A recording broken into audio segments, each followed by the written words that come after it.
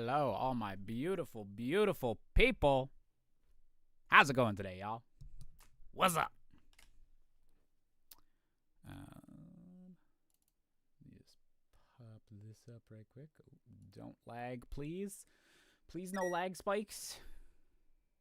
How's it going, YouTube chat? How's it going, Twitch? Da-da-da. Ba-ba-ba-ba-ba-ba-ba-ba. Okay. Both YouTube and Twitch chat are both showing up at the moment. We're going to take that as a good thing. We're going to knock on wood, and we're going to hope they both stay there. We're going to hope they decide to both behave.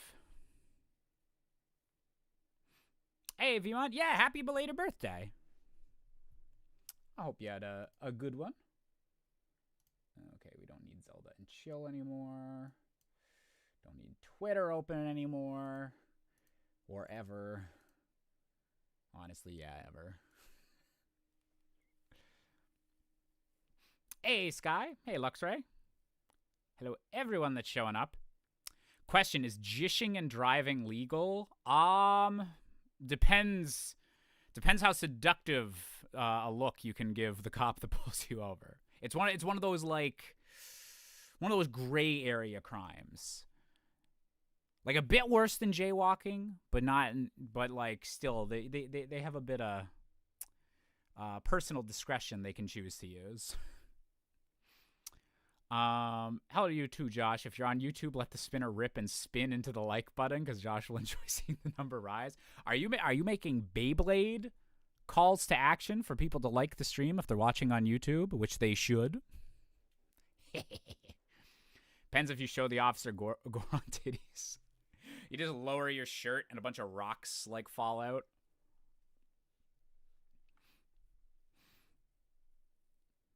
Hey, Husky. Josh is good, and the Bubbert is even better. Is he on the back of the couch? Yes, he is. He is snoozing up a storm back there.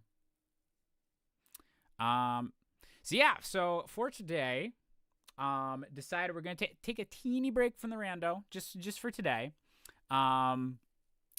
You're referencing Twilight Princess spinner. Well, that's still a Beyblade. There's a little crossover there. One of Nintendo's first non-Smash crossovers. So today we're going to be checking out the new update to Dungeons of Infinity, which that sounds like it's going to be a mobile game, and I am selling out to you all. But no, we played this a couple times. I think it was on just Twitch streams before. But this is a Legend of Zelda roguelike fan game. It's not a ROM hack. They didn't directly alter the code of Link to the Past. They just took a ton of Link to the Past assets, a ton of custom assets and assets from other Zelda games, and combined it all together into a really good Binding of Isaac style game. And it's a really good Zelda roguelike. And I haven't checked it out since they put out apparently a big Christmas update. It's not Christmas themed. They just put out a lot of new features and bug fixes and quality of life stuff on Christmas Day, and I'm excited to check it out. And yeah, I figured this was a good one to check out on a weekday. I won't be staying up too late on a work night whenever we get another 5-hour randomizer seed on Monday. Oh my god, I'm still not over that seed. But yeah, we're going to play this for probably 2 or 3 hours today, and we're going to see how far we can get. See if we can beat it, because I've never gone to the end of this roguelike. Yeah, hope everyone is doing good today. There we go. Okay, we do have sound. Is sound my audio? Everything sounding good? Just I told you I hacked your seed. I didn't believe you, and I should have. That's on me. I hecked up. I just hecked the heck up. Alrighty. The time-honored tradition of putting Jish into the Zelda name thing, because that's all I name myself on these streams, apparently. Hey, Rachel. I like all the winky in the boot. Sounds good? Perfect.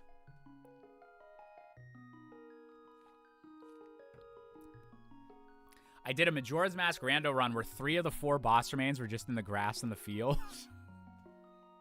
That is really either really lucky or really unlucky randomization.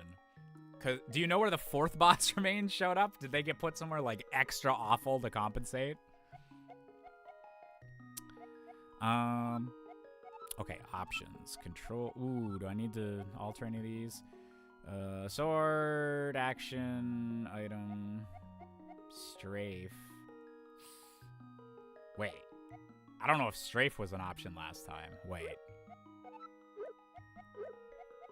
Because I had changed my controls so that my, they added a sprint feature to this, which isn't usually in Link to the Past. Or just like, not Pegasus boots, like run forward sprint, but just increase Link's move speed. And I had been using a different button for that. But I think they changed some of this stuff, so. This is a completely new file, completely fresh start, as you can see. 4th one was in the well. Oath to Order was also in the field. Damn, that's a packed field. When's the next Your Fave game? I'm hoping by the end of this month. It might go a little bit into February, but I'm in the middle of organizing and starting recording for the next batch of episodes. So I'm hoping to get that either late January or early February. Start up that batch of episodes, and then once those start again, I'd like it to be a weekly or at least at once every 2 weeks of a thing. So that's why I'm kind of holding off a little bit and wait until I have a little bit of a backlog of episodes so that then they can keep consistently coming out instead of a little, here's a batch of episodes, here's a batch of episodes.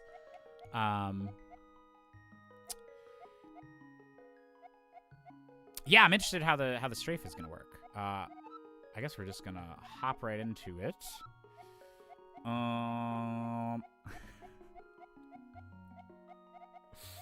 I love that all of the default options are just animals. I think it's really easy to like mod in any of the Link to the Past rando sprites into this. But I like that the ones they include is just like the 9 genders.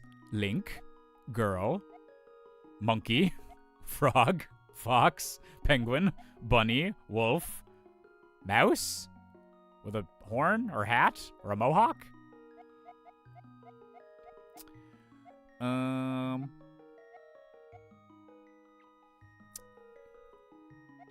Oh, that is the Chrono Trigger frog. I didn't even make that connection, but yeah, that is the same sprite.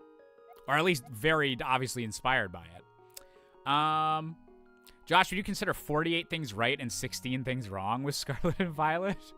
Wait, is there a specific reason why that game would be broken up into 48 things right and 16 things wrong? Because I'm very anti those games. I don't know if I want to even play them to get footage. I like literally get nauseous from how bad the frame rate and just ugly everything looks in that. Hey, Plasia. How's it going? I'm gonna do the inventory slot. I don't think you could start with that before, but I'm gonna do it.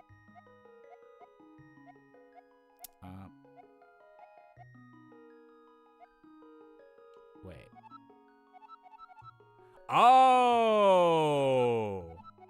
Oh, this is cool. I think the last time I went through this, like, the challenges were just, like, things you'd toggle, and it was like, oh, this is one I'll do with, like, low hearts or something. But now it's, like, actually, it's kind of like Celeste with the adjustable difficulty. But it's, like, all stuff to make it harder. I like that. That's cool. Or you could have a Wallmaster follow you all the time. That's less cool. That sounds horrible. So you don't have to do 64 things wrong? Oh. I didn't know if there was like a specific Scarlet and Violet. I didn't get far enough into those games to know if there was a special thing for the number 48. How do you pick your guests on Your Fave Game? I got a lot of them just through like kind of a combo of reaching out to other YouTubers and creators I already knew. I put out a few like, hey, anyone want to be on my show? Things on Twitter. And yeah, I've been saying this for a bit because it's been the intent since the start of the show, but now 2025, now that ADHD meds. We're gonna start the live portion of it. Because a big thing, I want your fave game to have like both the prepared interviews, which go up as like podcast episodes and all that, like I've been doing.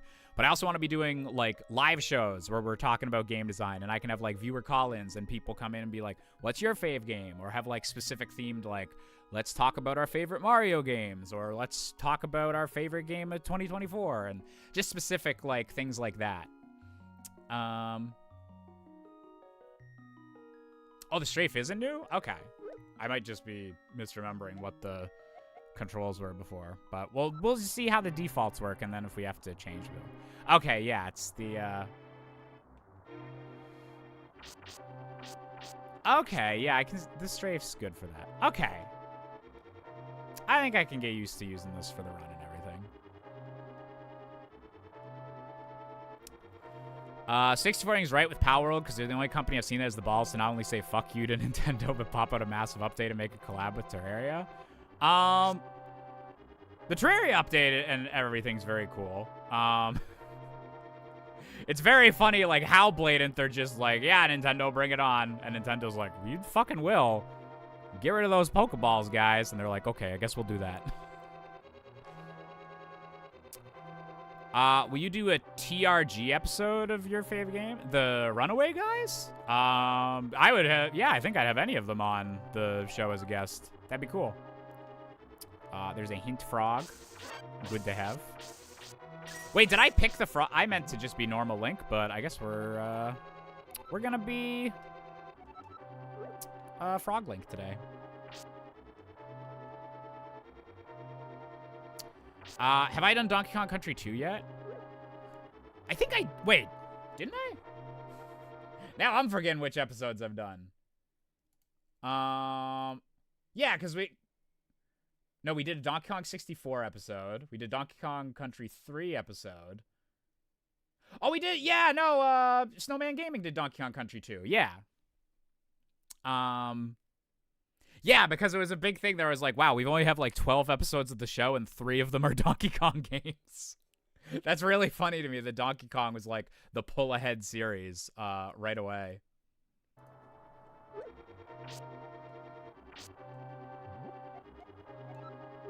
Getting Tim, John, and Emil together? Like, I could see, yeah.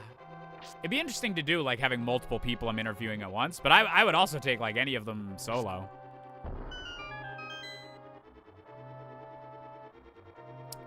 Your fave game is missing, like, 5 episodes on Spotify? Wait, what?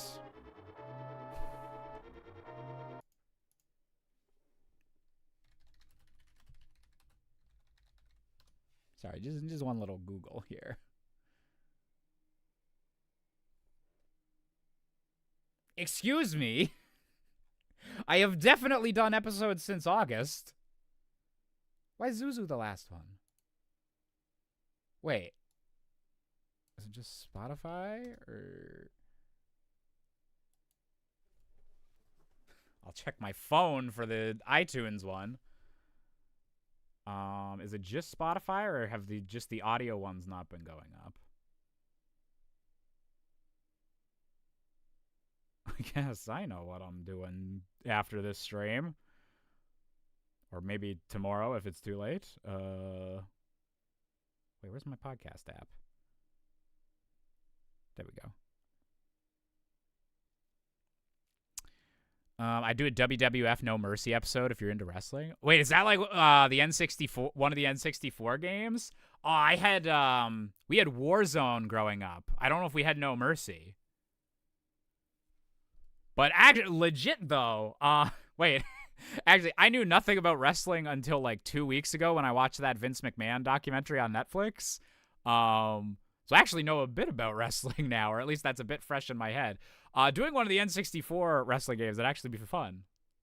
That'd be a pretty unique choice. Wait, where is your fave game? What the hell? Why is Lorenzo's the most recent one? That's like half the episode's not up.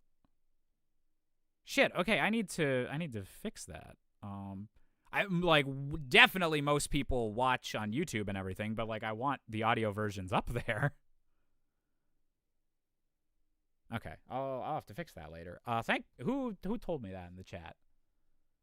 Thank you, Kaizade. You're a lifesaver.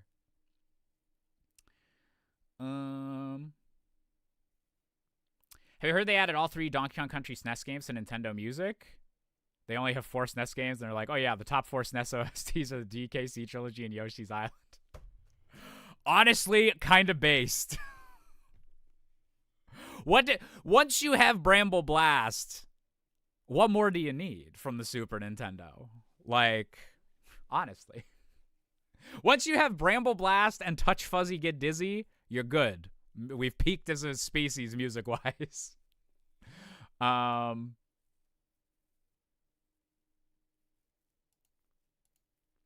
Yeah, no, I have a lot of people that I'd want to reach out to for your fave game. But honestly, like, any retro YouTuber or like any YouTuber from my era is like pretty fair game, I'd say.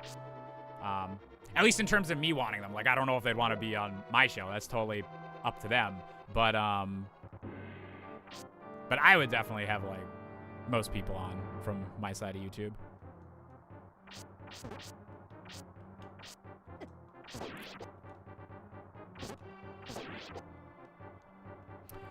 Okay, I think now by default, I can actually see where I am on the minimap, which I don't think they had that in the last version. So that's nice. Nice little quality of life. Oh, nice, Plasia.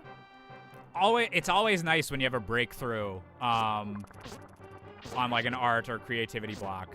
I've been having that for the longest time with like figuring out what my next music project was gonna be post this next album, because I've been really jonesing to like I want to do something with like musical theater or like just something in that like kind of vein, and finally having like the breakthrough of like, oh, this is what I want to like write about, was like, oh my god, it feels so nice to have this in my head again, to have ideas churning.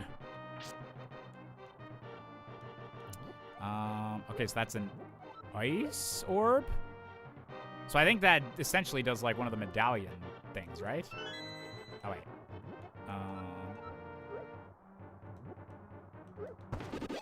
Yeah, nice. God, this is such a cool game.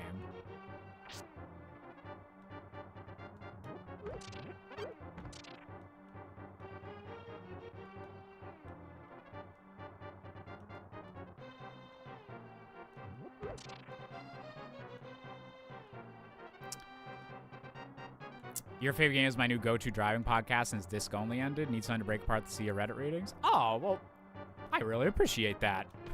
I listen to a shit ton of podcasts at work and everything, so that makes me feel good that people are listening to me while they're doing their stuff. Ooh, we're getting some nice money.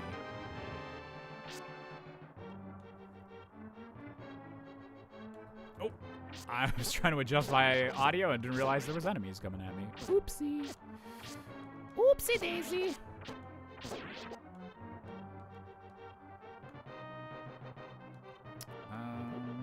This is a bombable thing, I think. It didn't lie. Yay. Ooh, gems. Opal gemstone. Find one of Zora's pawns to trade gems for items. Topaz gemstone. Okay. So apparently there's a you need to throw in 2 gemstones to get an item, and there's like a whole like system of like this combo of gems will lead to this item. This combo of gems will lead to this item. So learning that is going to be interesting.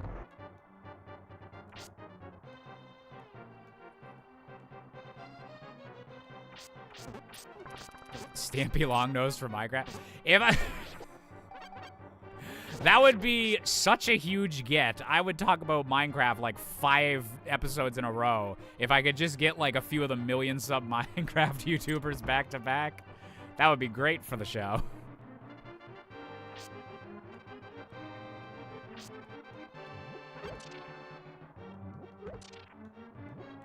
Inventory full. Pick up. Well, we're getting rid of the arrows. We don't need those yet. Oh, Scott the Woz would be a fantastic guest. Like, honestly, any YouTubers that aren't, like, extremely canceled are... Or, like, they don't even have to be a YouTuber, because I do want to also be, like, get game dev people, games industry people, and also people that aren't in the games industry at all. I think it'd be really interesting to also, like, interview, like, a movie person or, like, a movie YouTuber or something, and just be like, obviously you've played some video games, so what's your favorite one? I really like the variety of kind of ways the conversation can go. So that's a big thing for me as well.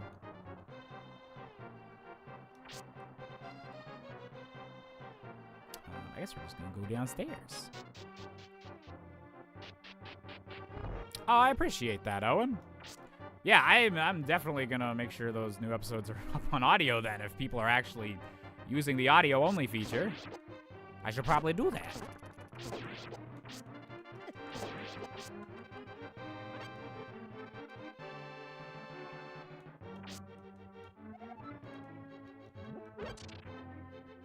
Oh, that's cool, Blighter. I don't know if I knew that you were, like, doing game programming now. That's super dope. Would you try getting Reggie? Hell yes. That would be such a get. Man, I can't really... My inventory is pretty full with some of this stuff. And this is with picking the extra inventory slot, like, at the beginning.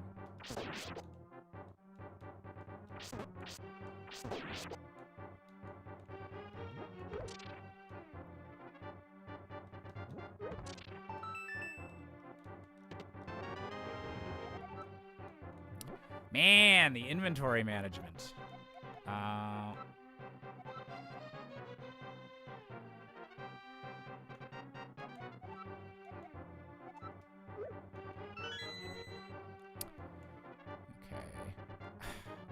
Wait, okay. Along with the game, like, it literally shipped with a PNG file that shows, like, all the gem combinations. Are you supposed to use that, or are you supposed to trial and error it? I might, wait a minute. Let me just see which is the better gem to give up. Oh, that's awesome, Blighter.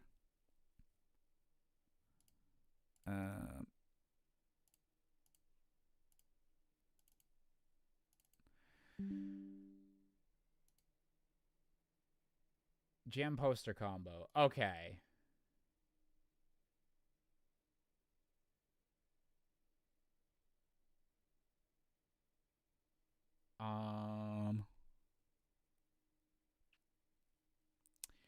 If I recall correctly, the order of your gems depends on the drops as well as what color.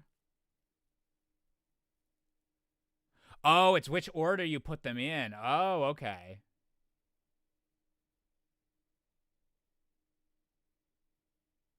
Interesting.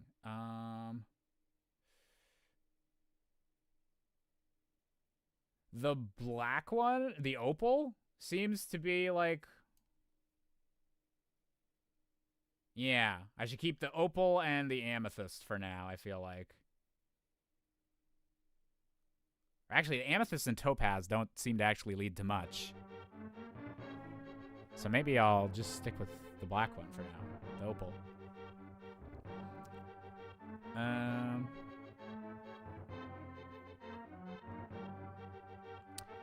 Is there any other caveat for being on the show besides not being canceled? It's got super canceled. Cancellation levels can vary. Yeah,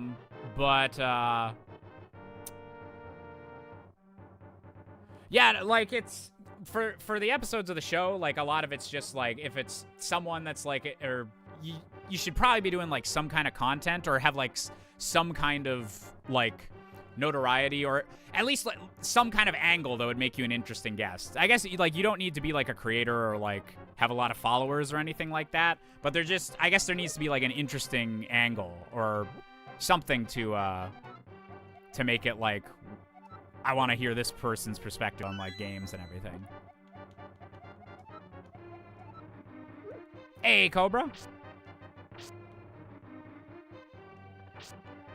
And yeah, I'm, like, people are allowed to, or can suggest anyone. And if it's a good idea, I'll put it in my little list of people I got email. I still think maps should not take up inventory slots and merely get removed when they're of no use anymore, and yet they do take up an inventory slot. Yeah, I think they've, apparently they upgrade it so, like, the tunic, like, the sword and tunic upgrades, don't take up your main inventory. But there is still a few things where it's like, yeah, the map, like, I get that it's kind of a strategic thing of, like, which things you want to keep with you, but, like, this is a really small inventory.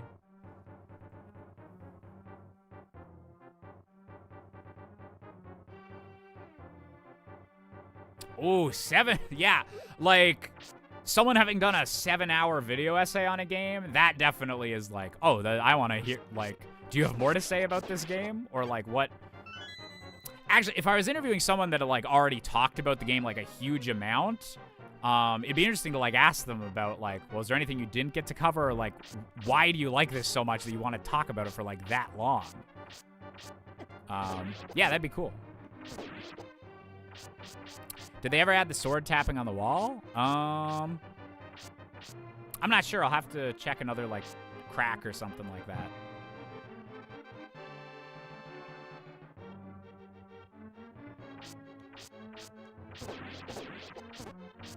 Why is it every time I show up on stream, we end up talking about random other YouTuber?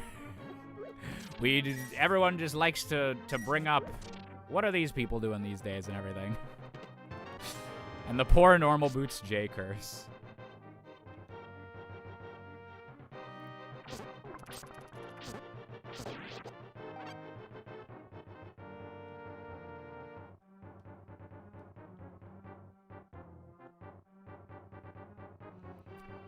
You should play Yakuza and say trans rights at the same time. Anyway, I'm going to pass out now. Oh. Well, I hope you have a good sleep, fully baked. I also pass out often when I'm fully baked. But trans rights and wait. Wait, not wait as in I have to rethink my trans rights stance, but wait as in if I was playing Yakuza and saying trans rights for all of it, do I need to like super extend it out so I'm saying it's super slow motion? Like over the course of like the 60 hours of gameplay, and say like trans rights in like whale speak, like.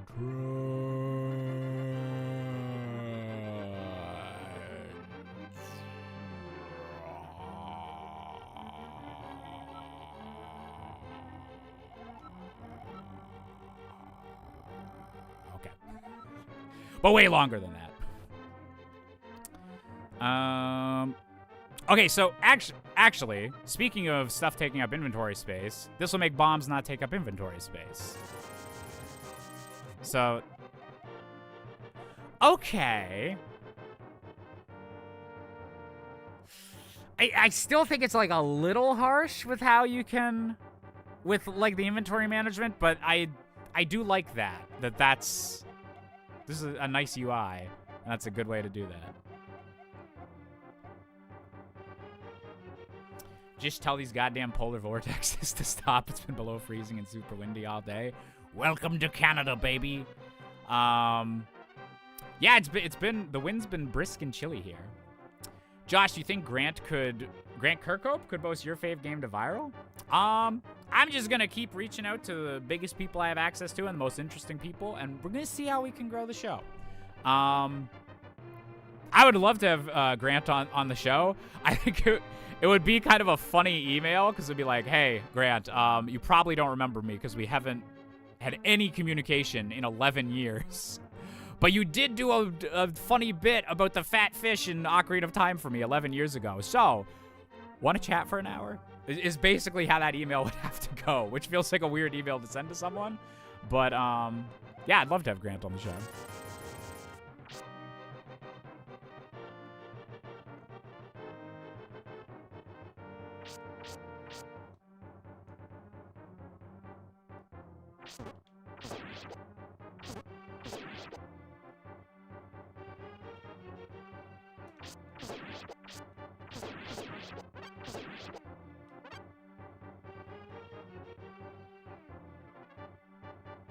Grant Kirkhope bust.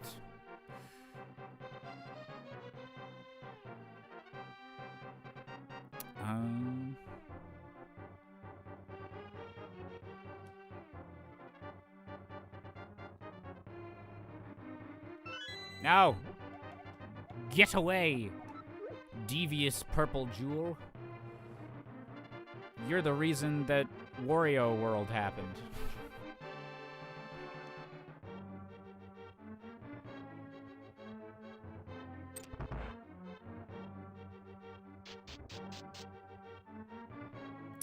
The maps are just for one floor, right?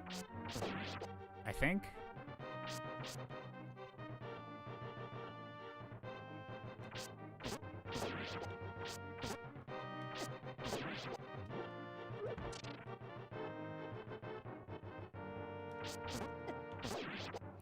Imagine you get some big shot dev like Kojima or Sakurai and they're just like, yeah, my favorite game is Angry Birds.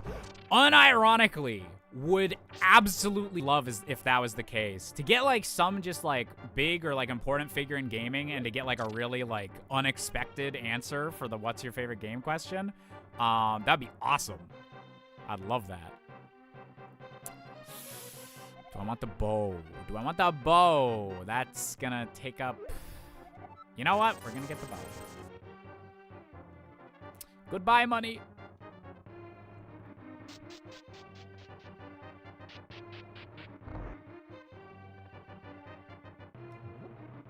Oh, we didn't. Well, we lost our map, so I guess it's just a one floor thing.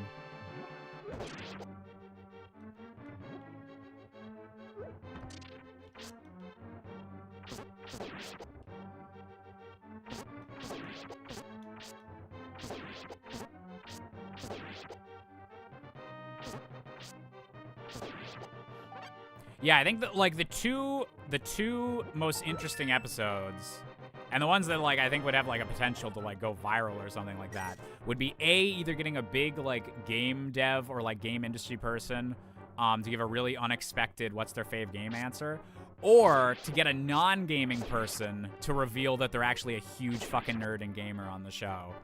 Like if you get like Zendaya on, and then she's like, actually, my favorite game is Smash Bros. Melee, and then she's able to rant for like an hour about wave dashing. Like, that would be incredible. Ooh, okay, so we got a quiver so the arrows won't be taking up room. That could be nice. Also, the defense would be nice.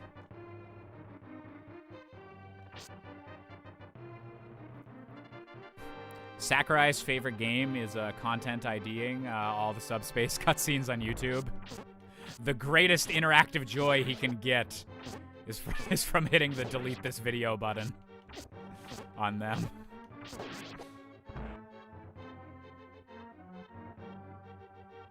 Oh, I guess this room just doesn't go anywhere.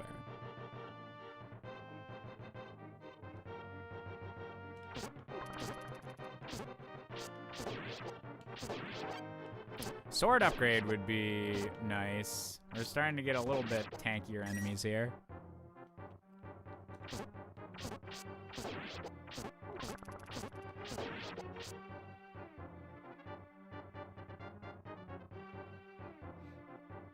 Hey, Trappy. I mean, I took yesterday off. Don't give me too much credit. But I'm trying to keep things up. I've been feeling really good with the ADHD meds and everything.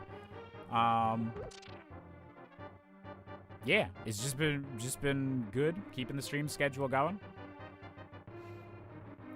And I'm proud of myself for balancing it well with other stuff I got going on. I got an audition this Sunday, which is my first time like singing for an audition, and oh god.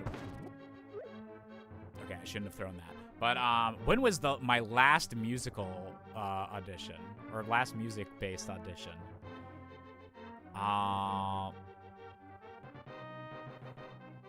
Man, that might have been like 2018. Last time I had to sing for an audition. Yeah, that would have been Avenue Q.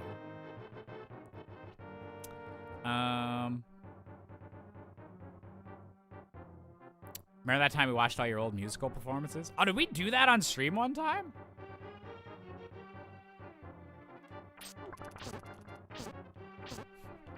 Let's just casually stop playing this and we'll watch the 2.5 hour recording of Legally Blonde the musical that I have on an unlisted YouTube channel.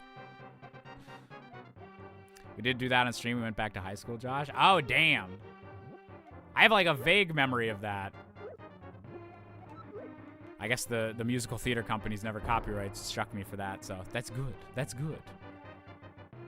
It was pre-COVID for sure. Yeah, that feels like that would have been like an older stream.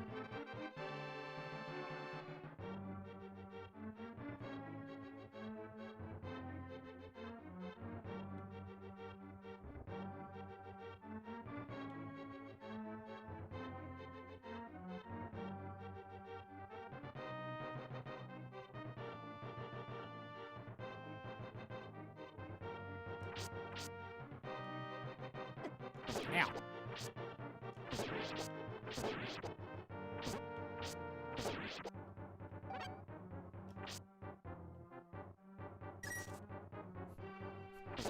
Five, 6, 10 years. They all blend together post-COVID.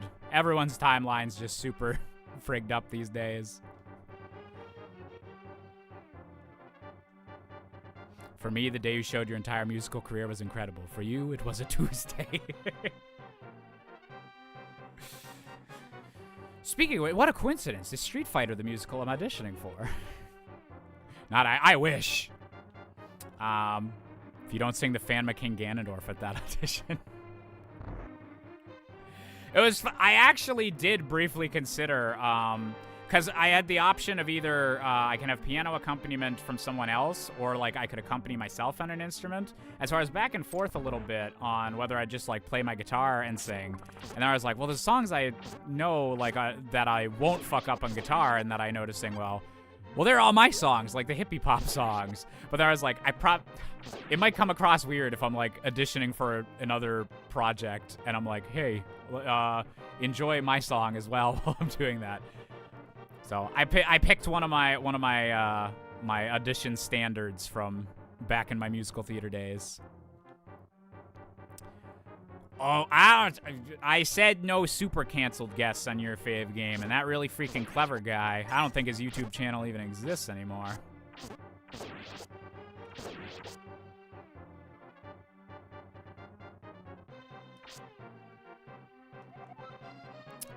Hi, I'm Justin, the game's creator. Nintendo put me in jail because they don't like people making games using their assets.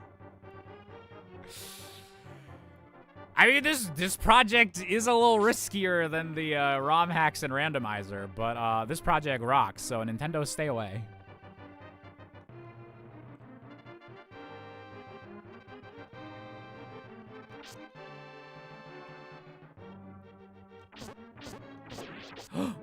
I have another Kinstone I can combine with this.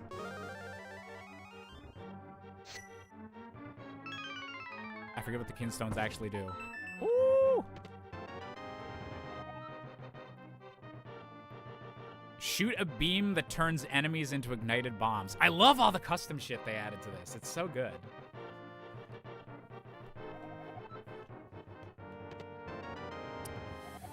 You got a Rod of Fire. Okay. The Rod of Fire seems a little bit better than,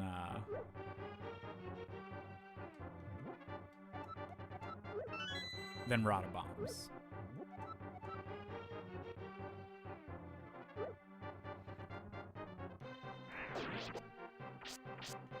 Ooh, that's nice. Minish Cap would be good for 64 Things Wrong. Both Minish Cap and Skyward Swords are ones that, like, I wish I could, like, time travel back and have those come out in, like, 2016 or something. But, alas.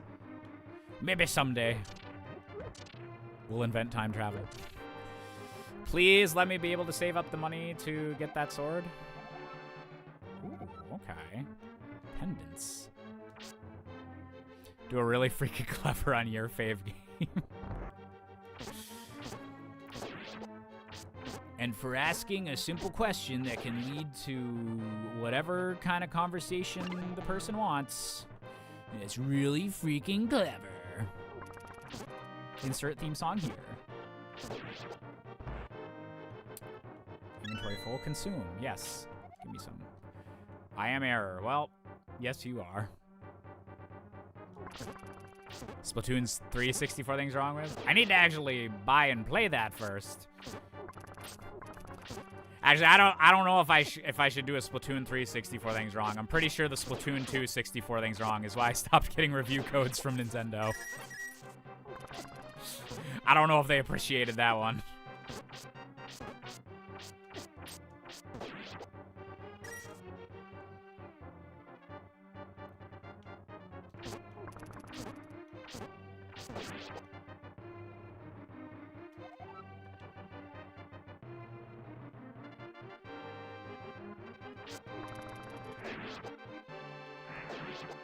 Man, these guys just disintegrate when you hit them with the fire. Ooh. Ooh. Excuse me, miss. Are you... not quite. 64 Things Right with Snoop Dogg's cookbook. Yummy, yummy, yummy.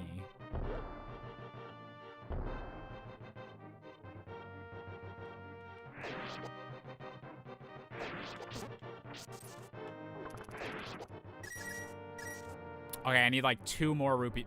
Thank you. Okay, we can go get a sword. Thank goodness. Thank goodness.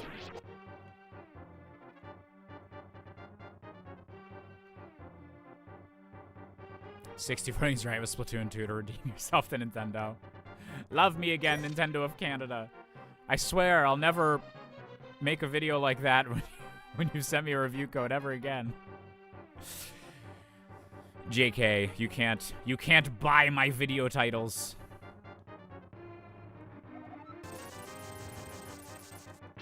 I don't even know if you can do raids on YouTube streaming. I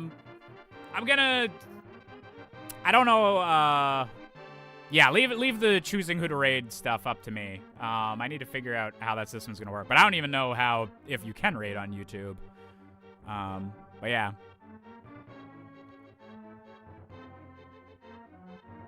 $64 Things Wrong with the really freaking clever of your Fave Game. 1. We have become Ouroboros. 2.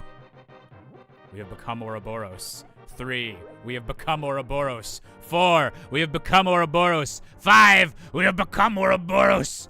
6. We have become the Seal of Orichalcos. Wait, no, that's slightly different. Never mind.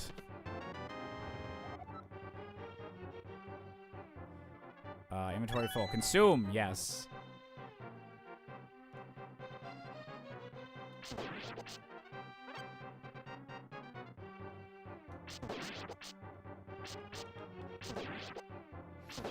Should raid Monterey Bay Aquarium. All the fish will be so happy. I should raid Shadow Legends. Haha.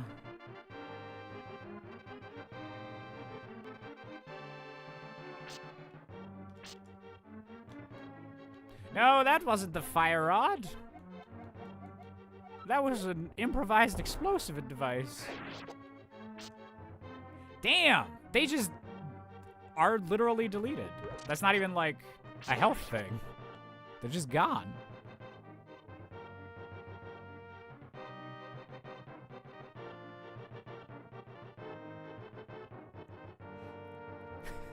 White Dude Game Review Show.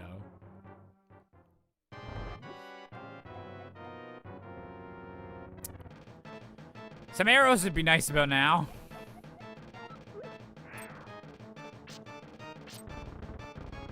Does this work? Okay, a little bit, but not enough to actually be worth it. Shit. See you, Jonas. Hope you had a good time. Oh, but yeah, I was thinking of White Dude Game Review Show recently because, I got sent an email by Google that was like, hey, remember you made an email for White Dude Game Review Show at one point? It's been 10 years since then, and you haven't used this at all in those 10 years. We're gonna shut this down if you don't log in soon. And so I logged in so I could keep it.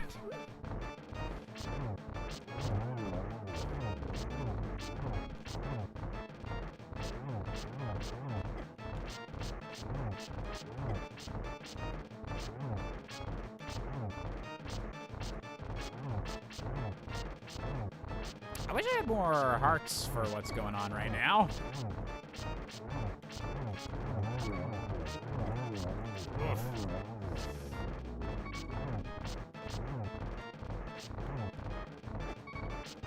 Ow!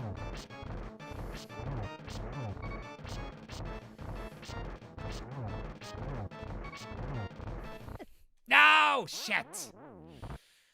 Oh, it's hard to dodge those when you're running around. Geek Week Gaming in Canada, episode 2. Oh, dear. Wait, no, I don't want to be the frog anymore. Quit the title. We need to be OG Link for a run. Speaking of Geek Week, we have to get Jish sponsored by Geek Fuel again. Does Geek Fuel still exist? I feel like half the brands I did sponsorships for like don't even exist anymore.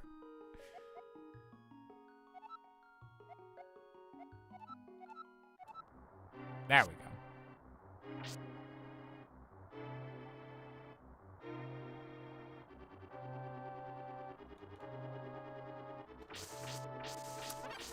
Let's hope for a nicer seed. Just a little nicer. Oopsie! That's part of the stream I'm supposed to change. Thank you for pointing that out, Luxray.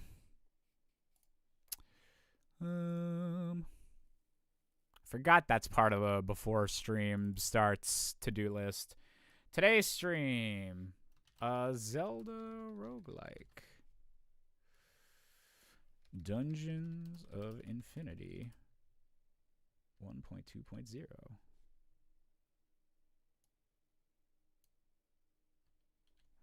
A fan game by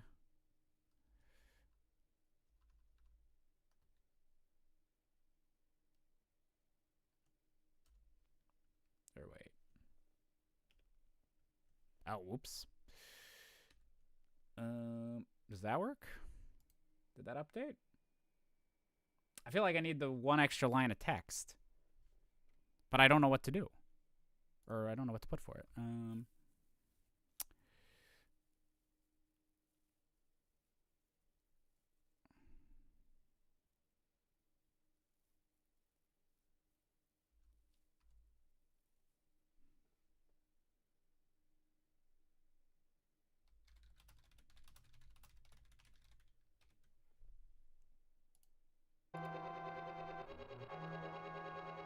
There we go.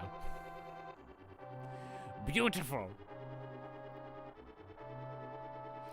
Geek Fuel is still going? Wait. Geek Fuel, wait. Geek Fuel's an energy drink? No, okay. Okay, thank God.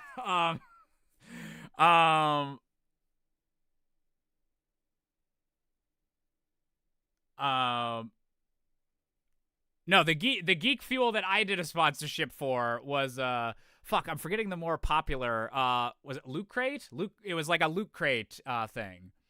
Where they send you like different nerdy mystery stuff every month. Sorry, I got confused by the Geek Fuel thing and you bringing up other energy drinks because I was like, wait, did I do a sponsorship for an energy drink? That doesn't sound like something, or that sounds like something that I would have like researched enough to like immediately remember if I'd done that. Is Loot Crate actually? Yeah, is Loot Crate still around? I haven't heard anyone being sponsored by them in forever. Yeah, they're still here.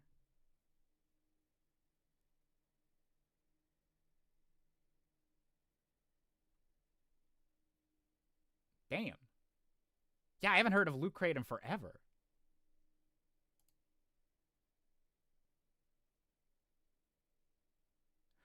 Oh, the holy shit. Wait, is this US dollars?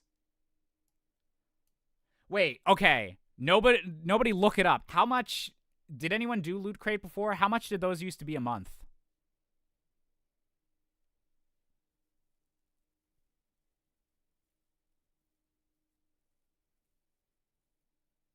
How much would you guys guess that those used to go for? Because $10, $20 a month? Yeah, that's what I remember. Looking at Loot Crate at the moment, the cheapest option is $38.99 a month. And that's US. At first I thought it was like, oh, this is like, damn, like that must be the conversion rate, but that's expensive. But that would literally be like $55 a month Canadian. That's ridiculous.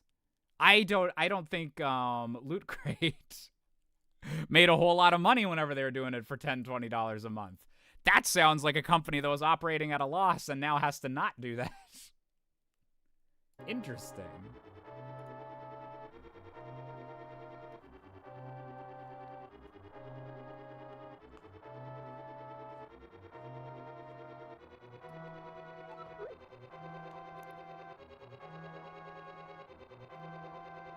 Sister gifted me a year in Nerd Box, which is similar a while ago for 150 US. Yeah, that seems reasonable. Because that's like $10, $15 a month or something.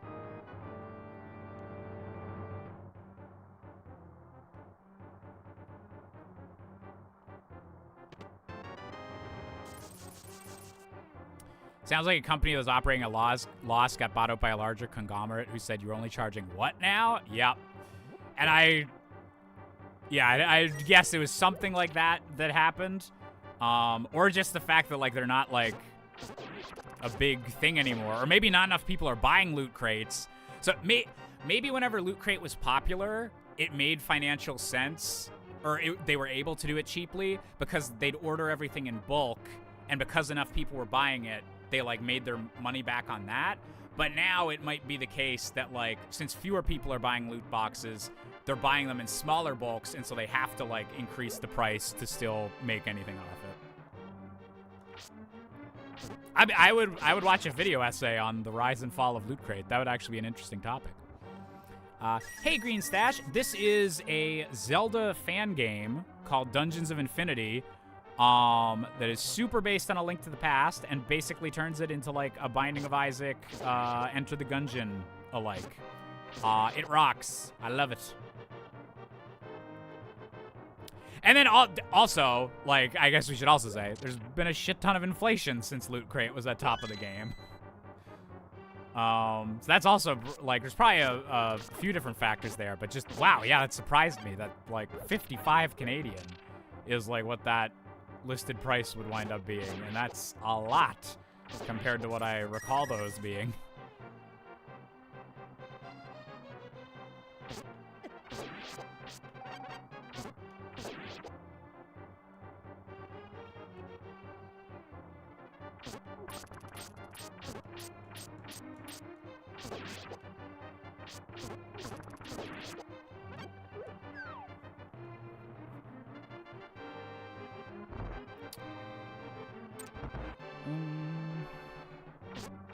I'd really like to get an early sword upgrade or any type of item in this first floor. Interview Josh the Hedgehog. I don't know. Again, the super canceled people. I don't know if it just might not be good news to, like, bring up some of his past controversies and everything. Quite an edgy character, that guy.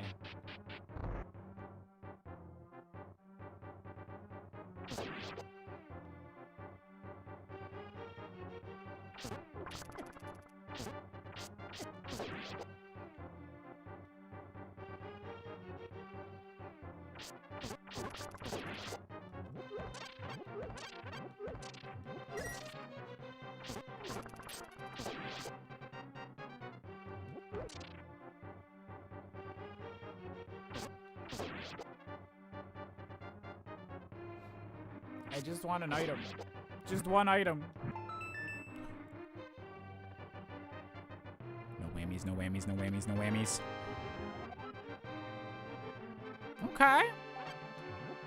We can spawn a fairy if we need one. It's good.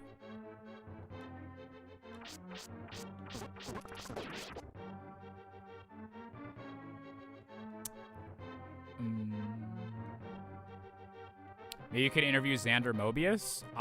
Only if he does the entire thing in the Smash announcer voice.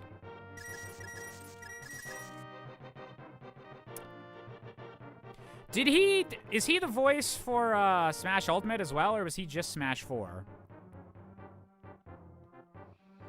Speaking of monthly crates, I caved back in October and got myself an Otaku Box subscription. It's just under 60 a month. Really wanted that Halloween Ezra figure. Then they had Shion for November and a Christmas theme Rios Gremory figure for December. Shit. That's one of those names I wish I could pretend I don't recognize. Good old High School DxD. For like anime figurines and stuff, a higher price point seems a bit more reasonable, because I'd figured that that's like actually like models you'd put on your backdrop and everything like that. Oof, I wouldn't. I'm interested what these subscription boxes will look like after tariffs go into effect. Especially since, like, most of them is like, here's some cool stuff from Japan, or here's some Ghostbusters merch that was made in Taiwan. That feels, oof. Waifu taxes will get you. Yeah, waifu taxes are being raised.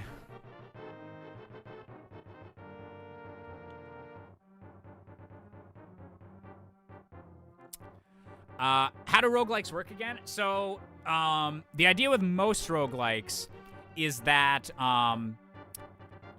you basically, you only have one life. So if you die, you need to kind of repeat the entire gameplay loop over again. You don't, like, quick save at the start of each level. Usually they're designed around that so that it's not too long to go through the entire thing in, like, one go. But the ideal gameplay loop is you keep, like, repeating over and over until you've mastered it, and then you can finally beat it all in one go. But the other aspect is that each time you go through, the entire, like, room layouts, like, where all the dungeon rooms are, the enemies, like, everything is kind of randomized. So that's a different experience each time. And yeah, I think those are the two, like, main things that makes a game a roguelike, or like a roguelite mode. And yeah, it's really cool to have Zelda turned in one of those.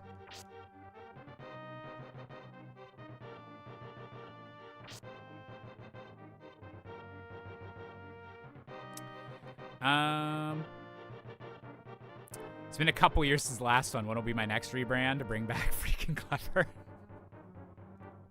Look, we're not gonna bring up what thoughts I had during my very depressive 2024. If maybe bringing back the really freaking Clever name was the right move. But no, I think I'm pretty okay with keeping Josh Busker as the branding for now, because it's... Oh, we're getting the curse.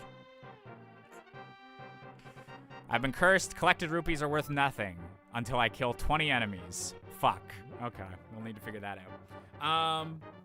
But yeah, no, I think Josh Busker I'm gonna stick with, because it's the stage name that I'm basically doing all my creative stuff under, so I'm releasing music under it. I'm doing different projects. Like, it's my name as a creative, and that's kind of what I'm like. The YouTube channel is just my YouTube channel instead of it being like a... I don't think I'm gonna rebrand it into a different thing again. Now, I could see me like bringing back the show Really Freaking Clever and doing like an episode of that, or using that branding in some other way. But yeah, Josh Busker is basically just my working stage name now. And oh, there was one other thing. Oh yeah, like there is I put some thought into, like, I have a name for my media company, or like what would hold like the copyright to like the musical I'm working on and stuff like that. And I've thought about, like, how do I announce that name without it sounding like another rebrand? Because I have the rebrand reputation at this point. I didn't get any of those rupees because of that curse. If I had opened up this chest first, I'd be 100 rupees richer. Fuck. Oh yeah, the Vaping Gamer. I need to bring that back.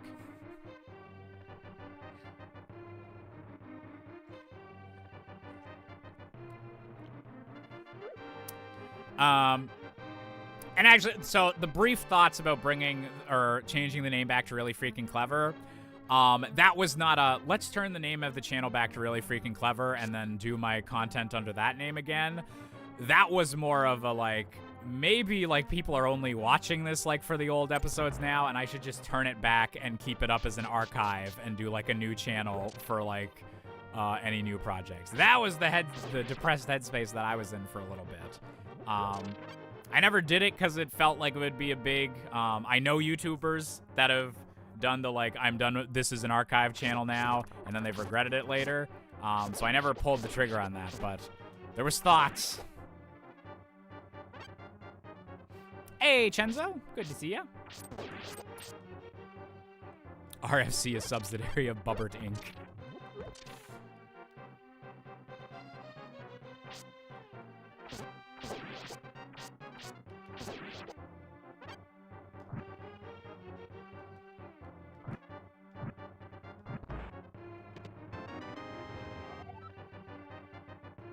Oh, that's it. Oh, okay. I can choose when to use that. Nice.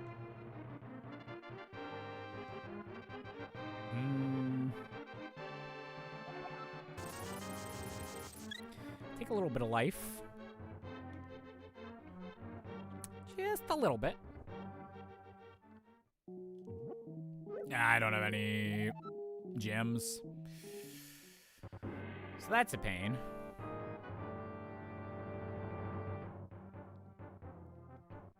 Josh musical rebrands. What if I rebranded to the name Rebrand? There we go. Musical Rebrands Incorporated.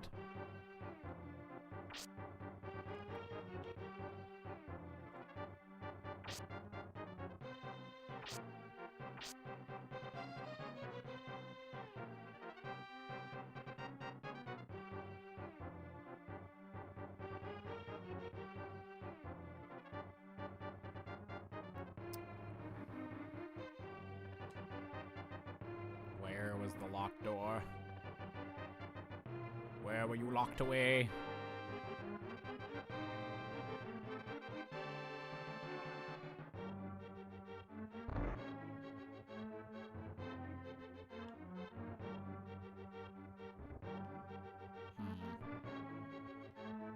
Wait.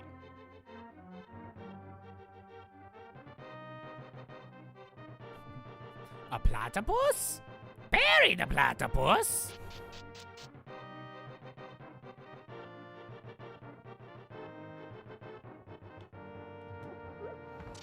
God bless Dr. Doofenshmirtz. Just, what a guy. Wait, where... Oh my god. Wait.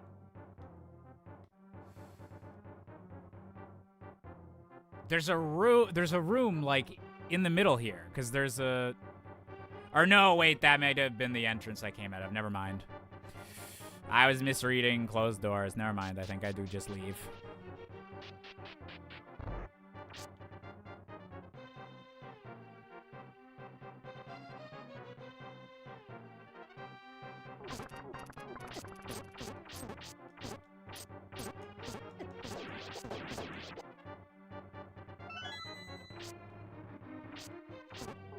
At least all the nights means that I'll get rid of this curse finally and be able to get money again.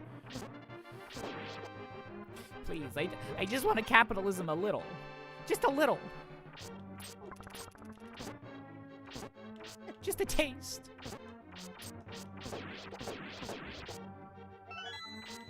Kinstone.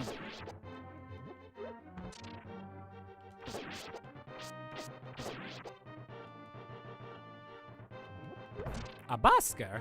Joshua the busker?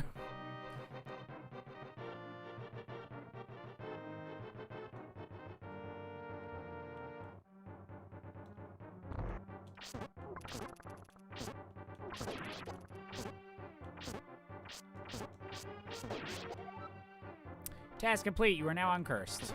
We love to see it.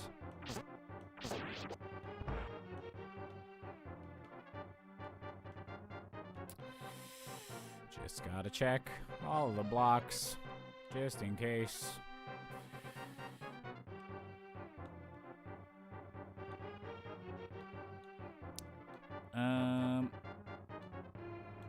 Josh, have you ever watched or played any of the Digimon games or just watched the show? It's mostly watching the show. I'd like to play the original Digimon World games at some point. And I did play Digimon Cyber Sleuth. I didn't beat it, but I got a decent chunk of the way into it. And it was, in retrospect, it was very much just, what if we persona'd Digimon? But I like it. Maybe I should go back to that one, because now I've really liked Persona 3 and Metaphor ReFantazio when I played them. Jish is Doofin's love child? Wait, what? Papa? I'll inherit the place with the catchy jingle? Which Digimon is my favorite? Personally, I like Beelzemon. Beelzemon's really good. Yeah, Immon's whole line's great. I mean, it's a cliche. I think I might be Gurman. Good old Greymon. War Greymon.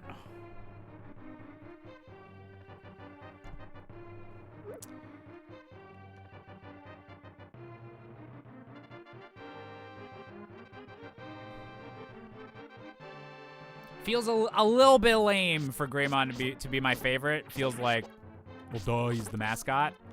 It's like picking Pikachu, but just Greymon's cool. Greymon's friggin' cool. What other ones do I really like, though? Ooh, I always like Seadramon's design was super cool. Metal Seadramon is super dope. Machine Dramon. Oh, Malomyotismon is a really cool villain design. I really like that. Myotismon in general, yeah, both Venom Myotismon and Malomyotismon are really good final evolutions. Yeah.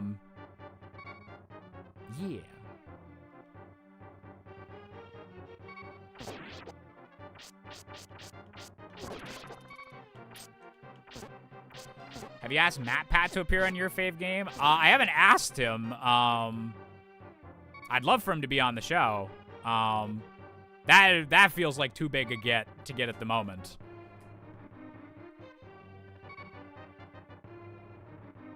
Hey, Tim, how's it going?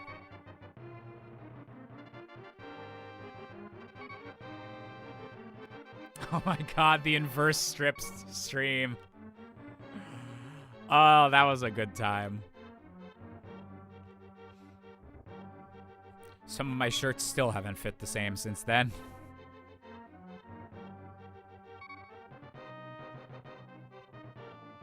Metal Garurumon's really cool too. That's a good design.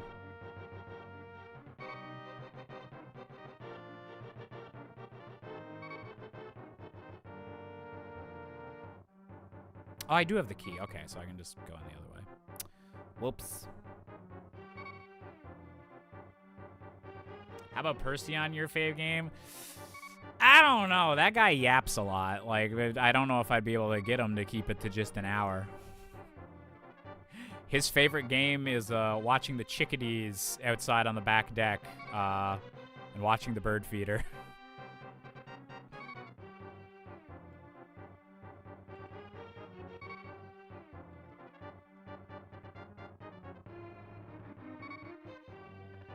Is Roguelike really not shy with the bloodstains? Yeah, they definitely leaning into the, this is a torture dungeon. Where we keep old ladies. Uh-oh. And apparently don't even give them representation? Rude.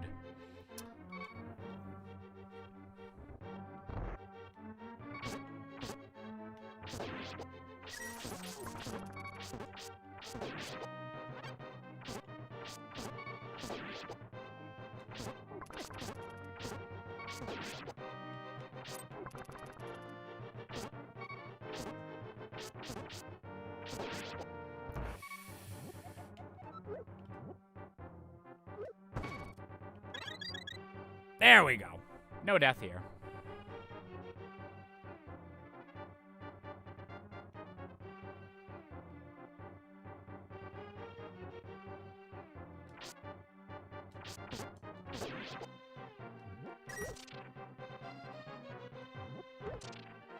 Being unlawfully detained, just say no. They can't legally arrest you without your consent. I merely parried their search warrant and arrest warrant and their Glock 9mm.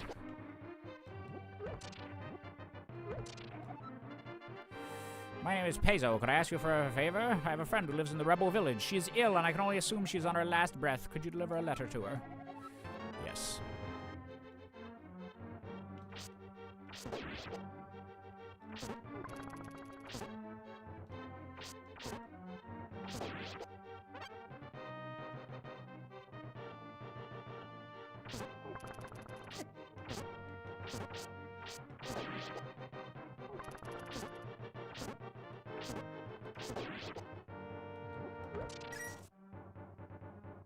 Is this a bombable wall? Apparently not. It's a liar. Sitting on a throne of lies. $30.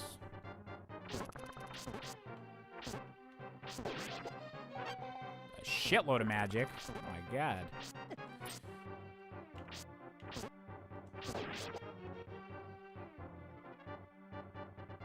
Catch me blocking attacks with a semi-aquatic mammal. That's right, I parry the platypus. Ah, that's a good one. I give you kudos for that. So is this dungeon the whole roguelike, or is it just one dungeon in the whole thing? So there's different floors, and each floor has a different theme. The first few ones are all like very traditional Link to the Past dungeon-themed ones, but I think they get into some wackier ones the deeper you go. But I haven't gotten too deep past that yet. But I do remember we had some outdoor areas the last time I tried to stream this, and when we got the furthest we did.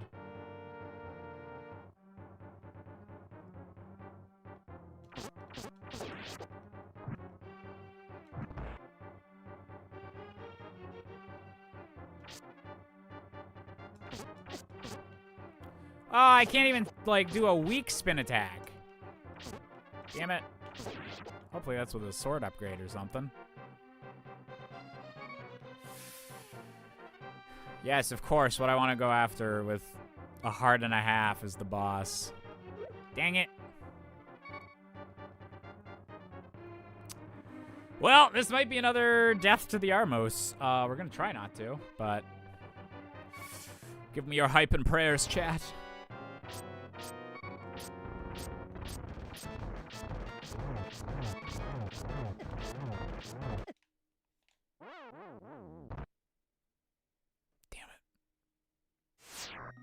Damn it. Okay, we're gonna be fine. This is the run. This is the real run. The last two, just warm-ups. Third time's the charm. Whatever other saying I need to justify my loss. Yeah, let's do it.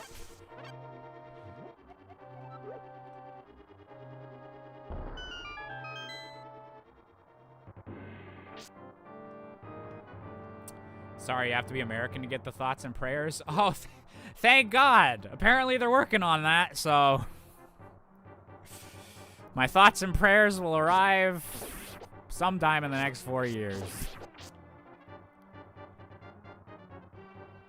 Womp womp.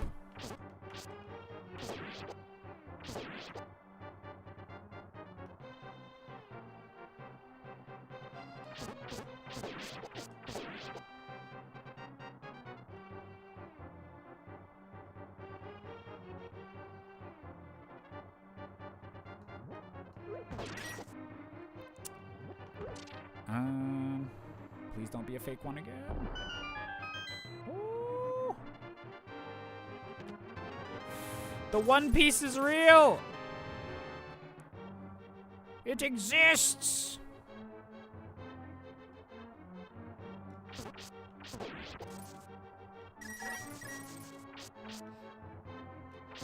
Oh, well, thank you, Sky. At least someone still respects Canadians.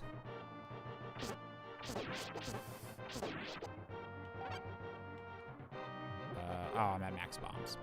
Fine then.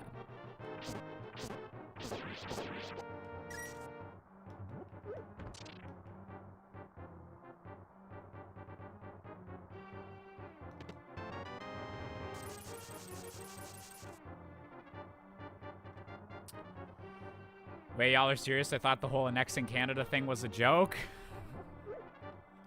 That's what we thought. But now, certain guy won't stop bringing it up. And every time he gets asked about it, he seems a little bit more serious. And I really fucking don't like it.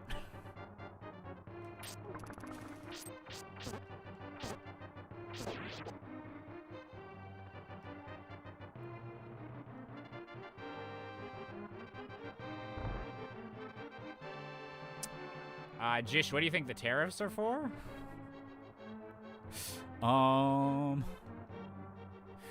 Wait, do you want my actual economic policy breakdown, or Oh, they're for buying Greenland and Canada? Oh, good. Great. I'm so glad the global economy can get fucked, so then we can get bought after it's fucked. I don't know. I don't know enough about the tariff stuff, but it doesn't sound good. Don't know enough about the tariff stuff, and I don't know enough about the invading Canada stuff either. I just know I firmly am opposed to that in, like, the way that they're fucking memeing about it.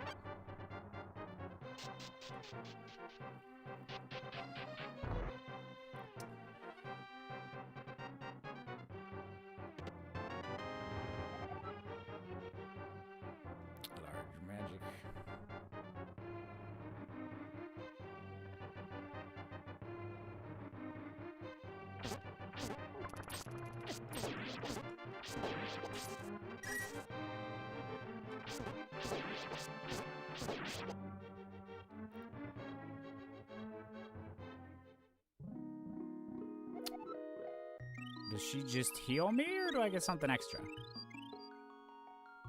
I wasn't making an innuendo there, I swear. Dang it.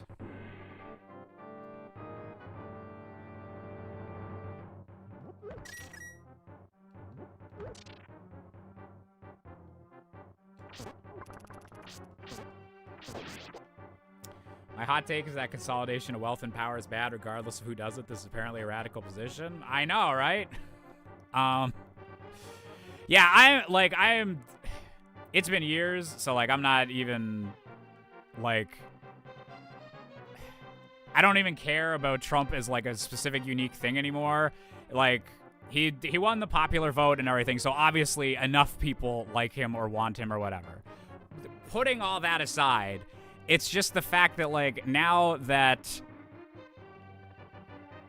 that group actually is in power, it's like, okay, you got what you want, you're in power, you can do some shit. The only things that they seem to be focused on wanting to do is memes to troll the libs and invading my fucking country. And it's like, just give a fucking, like, actual vision for the country or something that's gonna benefit, like, even your people. Just something that is some kind of positive. But that is apparently impossible. And it's all just, no, we're gonna joke about invading Canada until it's not a joke anymore. And it's, oh.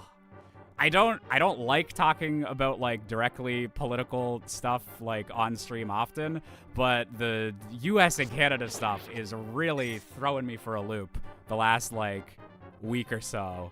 And I'm figuring out how I feel about some of this stuff. Hey, Jonah.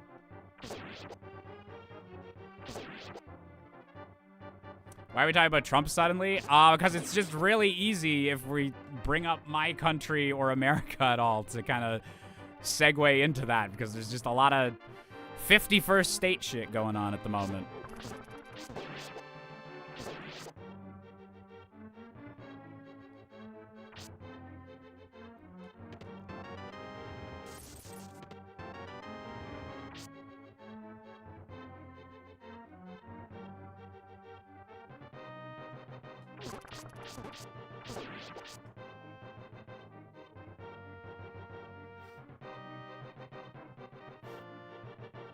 Or sorry, I misread Jonas. However you'd like to be referred to.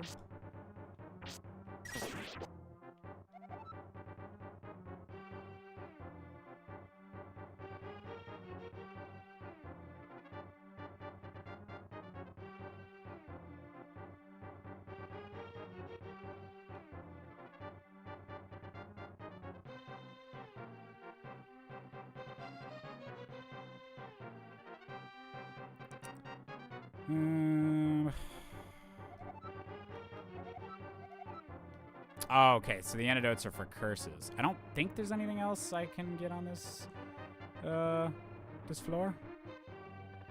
I think.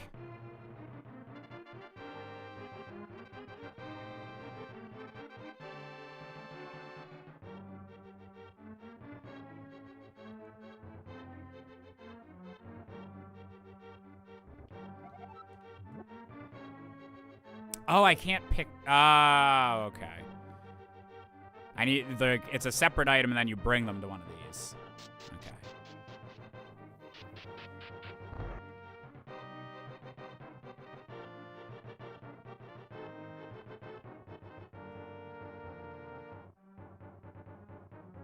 Boom, boom, boom, boom, boom. All right, we're getting a lot of money, so I actually wouldn't mind coming across a shop soon. Ooh. Take a bomb bag.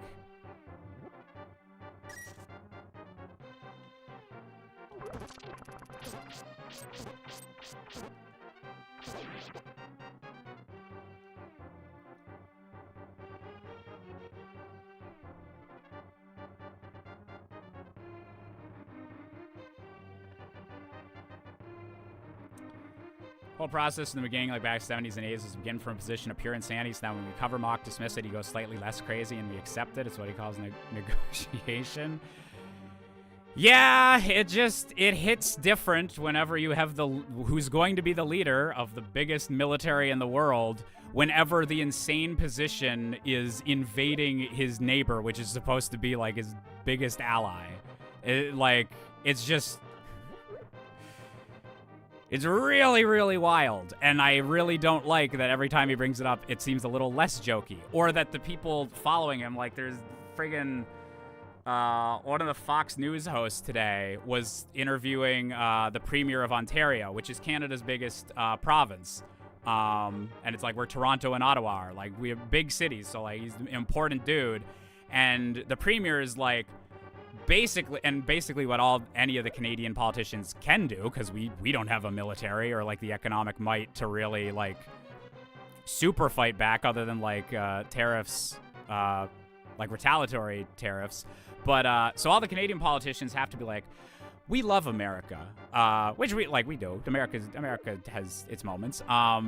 But, like, it has to be, we love America, but we think, like, America and Canada should work together as two strong but independent nations. And they have to, like, they're really, like, kind of flattering Trump and everyone, but being like, guys, let's just keep the country separate. And then, meanwhile, you have these fucking Fox News hosts with shit-eating grins talking about, like, well, I'm a little offended that you guys don't want to be invaded by America. If I was right next to the great American empire and they wanted to invade me, I'd welcome it. And it's like, shut your mouth. Like, I tweeted it today, but I would literally prefer them to just invade overnight, fucking drop the nuke right on Prince Edward Island, if that's what you're gonna do. Don't give me the shit-eating grin and the like, oh, we're memeing. Wouldn't it be a little based if we invaded you, though? Like, just fucking do it. Don't give me this, like, 4chan humor approach to international politics when we're on, like, the verge of fucking World War III or something. Like, oh, I'm sorry. Like, this particular issue, I am, like, actually heated on.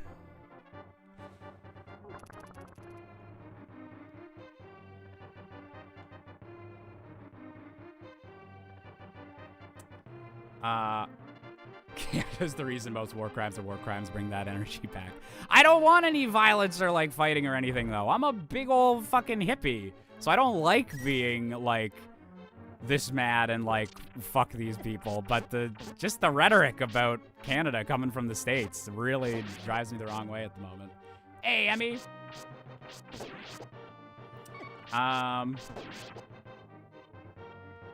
I don't know if I want to. I wouldn't assume that Trump won because of voter fraud. There was a lot of just.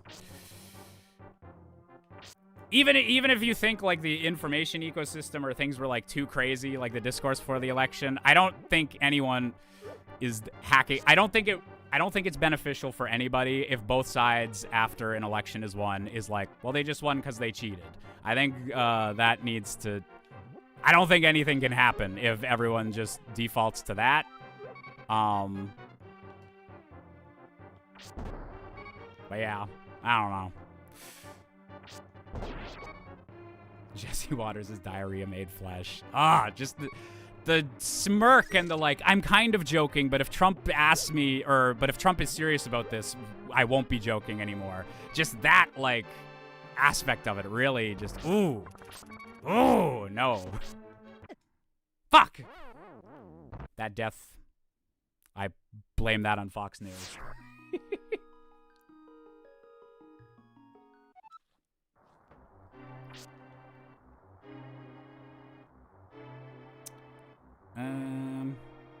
Okay. You know how I said that the last one was the one we were gonna win? In a surprise plot twist, it is actually this one that we will win.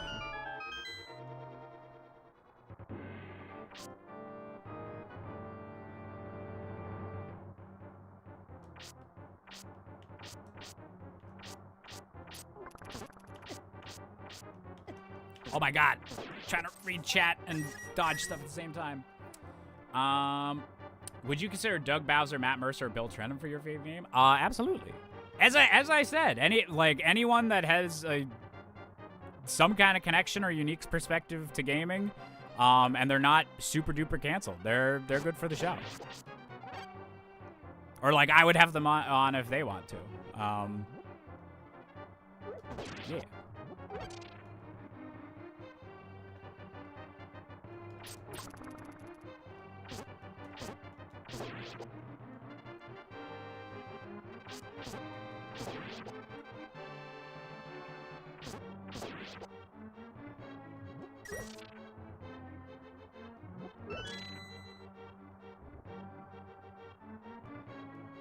Mercer only if he talks in Daddy Ganondorf voice the entire time. I don't know if I could contain myself if that was the case.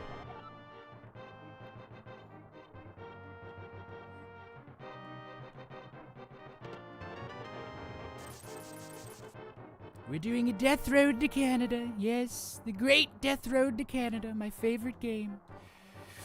I watched it on Game Grumps just a few years ago. Fuck.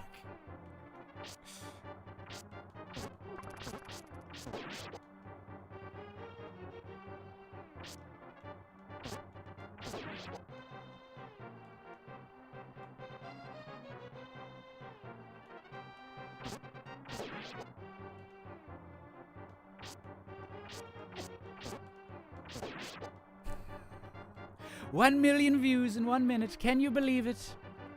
They'd never seen an algorithm like this before.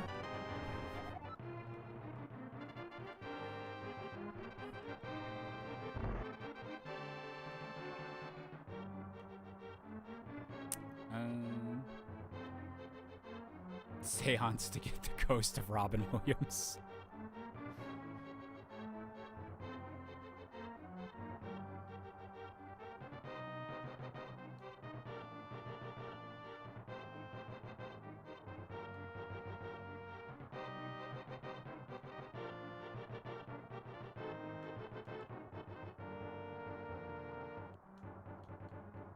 Wait, where's the actual exit? I'm losing my marbles. Oh, there we go. I need to actually look at my key counter more often.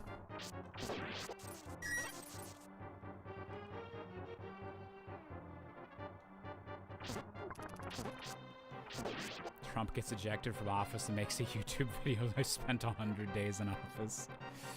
I have only the best clickbait. Sleepy Joe Biden, he just direct uploads his VODs. Doesn't even make a thumbnail. Sad.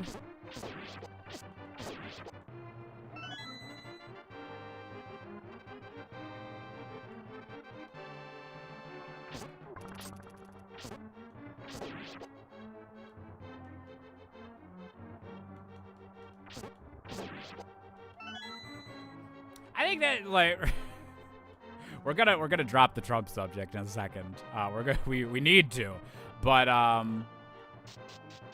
Trump's not even the one that I'm feeling the fury towards, because I was able to hop right back into doing silly Trump impressions.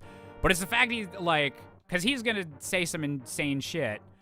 But yeah, it's like the Fox News hosts and the people that are like, well, what if we did invade Canada? And it's like, no, fuck you for even slightly seriously considering that. Like, I know Trump's gonna say like whatever crazy stuff as he comes into office, but the smug, shit-eating grins while interviewing a premier and being like, but wouldn't it be kind of based if you got invaded though? Ooh.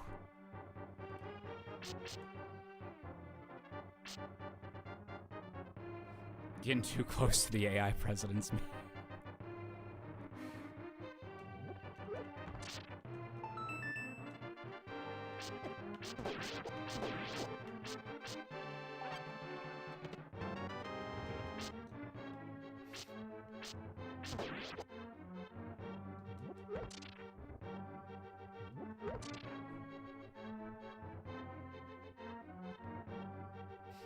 Yeah, I would agree, Ulysses. I'm pretty anti-AI for creative stuff, like just on a general level, but on the like gradient of good bad uses of it, even if all of the uses are bad, it's on the better spectrum of uses. Does that make sense?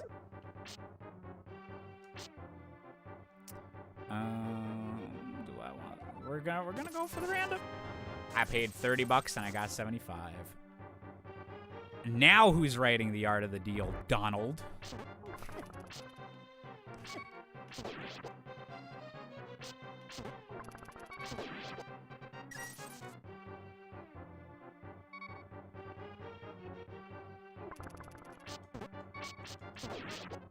Okay, we're gonna finish this floor and then I need to take a pee break. I'm not taking the pee break earlier because I'm gonna forget what I've done on the floor. Ooh, chicken Alfredo is good, Kaizade.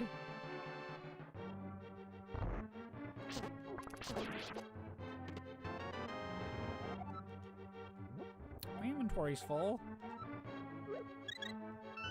Not anymore.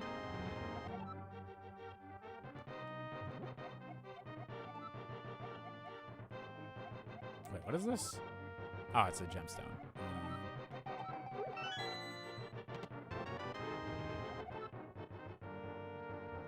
Lawn milk.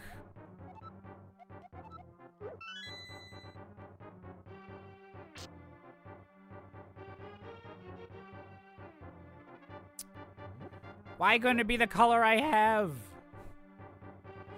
Why do you hate me, game? Why?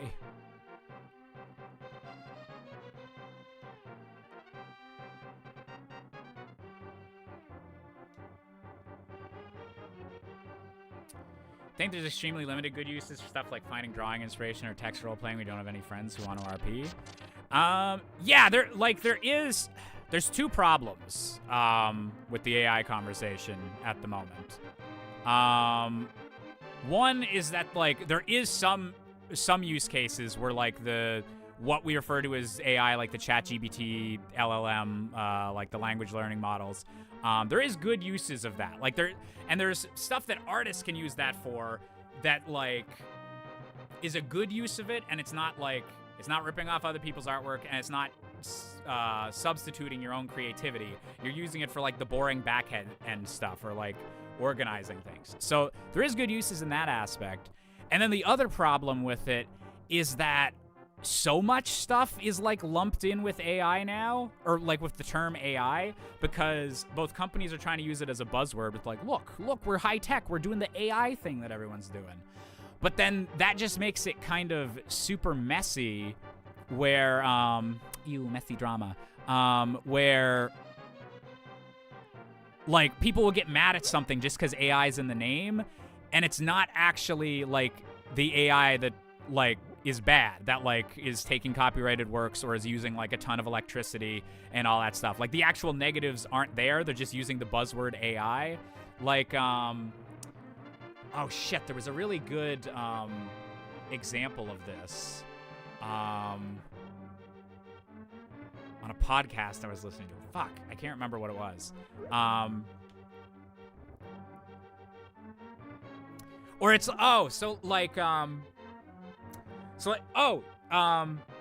yeah, at the moment, yeah, Joshua, you just said it, that example perfectly. So at the moment, with graphics cards and like video game technology, the big thing that's being examined is AI, both frame generation and up-resing. So it's the idea of you render a game, like the actual game runs as normal at like 720p, but then using AI, they're able to figure out like what the pixels would be if it was actually like 1080p or a 4K image. And the better like the technology, like the more accurately it's able to do that. And it's able to, you're running the game with way more power, but your resolution is increased. Or it's like you're running this game at 60 frames a second and they use AI to generate a frame in between each of those frames. And so now your game is just automatically 120 frames a second. And so there is issues with that technology at the moment that gamers are like annoyed with, where like, oh, there's like a bit more latency, or sometimes there's like ghosting or blurring effects. And those are valid critiques, but it's a completely different like problem and like kind of moral like thing to talk about compared to an AI that is copying people's written work or copying people's artwork and like being used to replace like creators on projects and everything. Like it's completely different issues, but because they're both called AI, they get lumped in together and just all get associated as like the same 100% bad. I don't know if I necessarily blame people for thinking it's all the same stuff. But it makes the conversations kind of hard. Okay, I really need to have a pee, and then we'll come back and keep talking about AI stuff. BRB.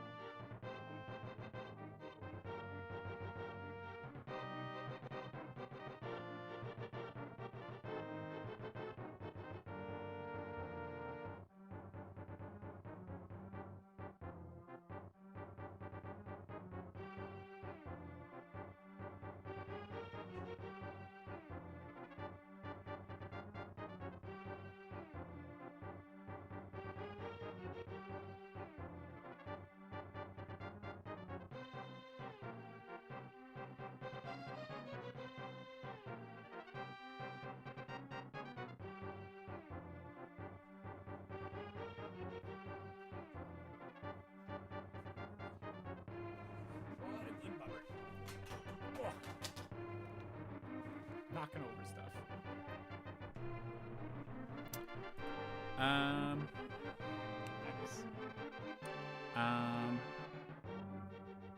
Did you see Facebook took down its AI bot accounts after they started calling out their creators for being manipulative and scummy? Uh-oh. A weird use I saw last night was a documentary about Brian Eno that's generative from the creators that randomly picks the sequences. They built the platform, so not technically AI, but it was odd. Oh, interesting.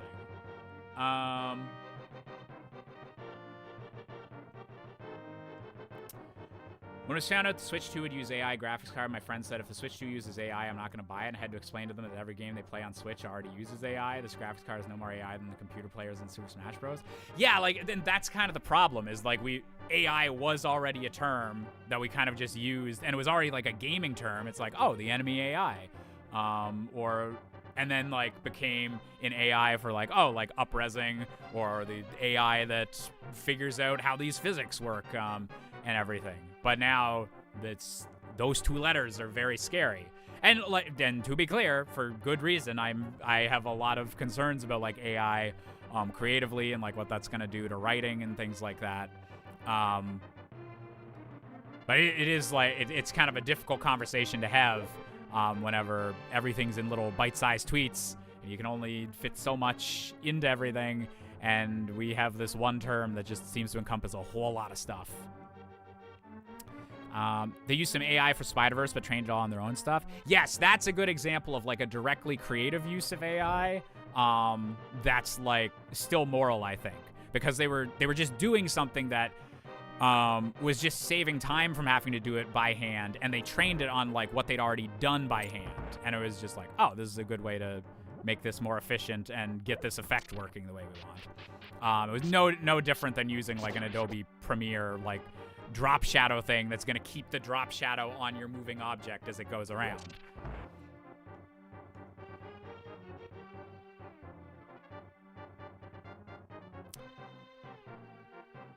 Yeah, generative AI just like decide, yep, this emoji's ours now.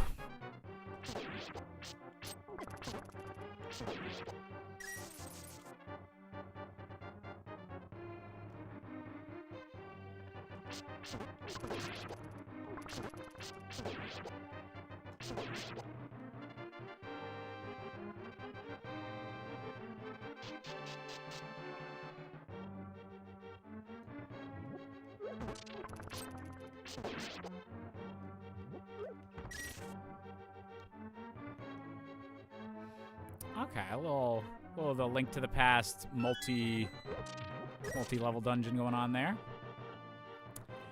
Have you heard about all the Switch 2 leaks? I have, yes. I've seen the footage that's going around that we basically know exactly what this motherfucker's gonna look like.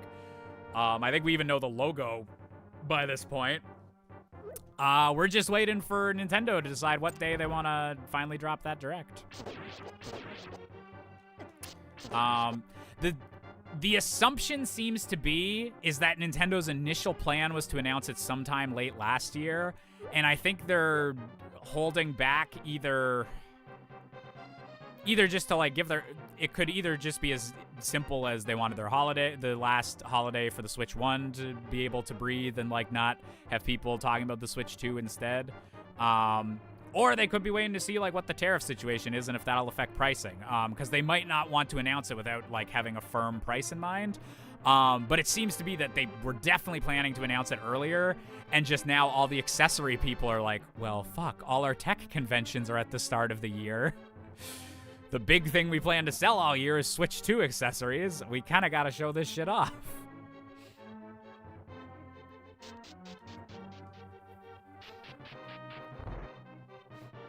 And that's totally fair, Sky, and I think a lot of people are kind of doing that. And the fun thing is that there's been absolutely no software leaks yet. It's like literally just because they've had to like show accessory makers like, okay, this is the exact like how big it is and like what all the buttons are and everything, that people know what it looks like and a lot of the hardware kind of specs now. But we don't know like any of the software or anything like that, other than Nintendo saying during one of their like fiscal updates that all Switch 1 software will run on the Switch 2, which is very, very nice. Seen a really good theory about why there's so many leaks with the accessories that don't seem to be getting taken down. Ooh, what's the theory? Or like, I could see it just being a thing where Nintendo's like, oh, this builds up some hype a little bit for us. Like, people know what it looks like, but then we get to do our big reveal with the games later. Like, I could see them making that calculation.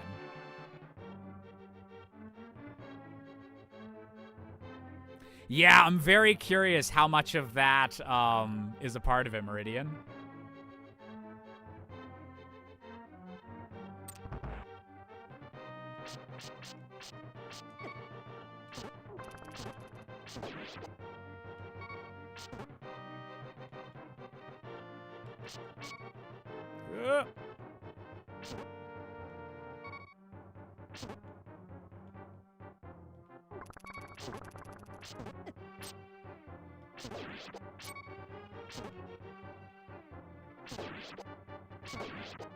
There we go. I agree that they delayed the console, but the theory is that the NDA for the accessory manufacturers would have run out in December. Yeah, because like if they had done contracts with, I think that's actually really lucky. Yeah, what both you and Meridian said, where if they like sign all these contracts with accessory makers, okay, we're announcing this and this thing, you can start doing your stuff starting in like December or end of December or anything like that. And then if something changed after they made those contracts, well, they would have to do new contracts. But I think once they've signed the initial contract, like, any of the companies could just be like, oh, sorry, we didn't see these follow-up emails, or like, we signed the first contract. We're not obligated to sign the second one, like, just because, like, we want to start promoting our Switch 2 accessories in December. So I definitely think that could be a case of why Nintendo's not being able to like stop any of this. And shit, we're doing another run. We're gonna do at least one more run.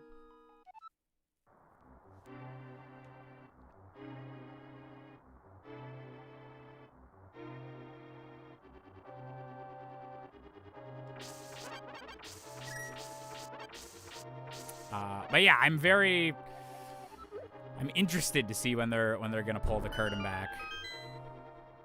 I have my notifications on for the Nintendo of America Twitter account. So as soon as they actually promote something that isn't Donkey Kong Country Returns HD, I'll be ready.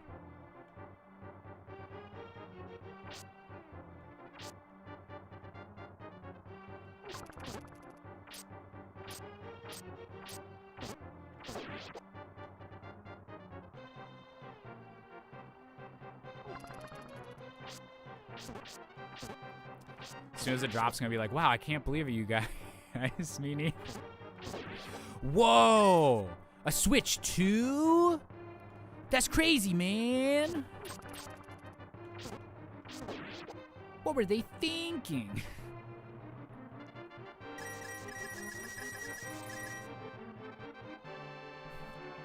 It was very funny because there was a Kotaku headline today.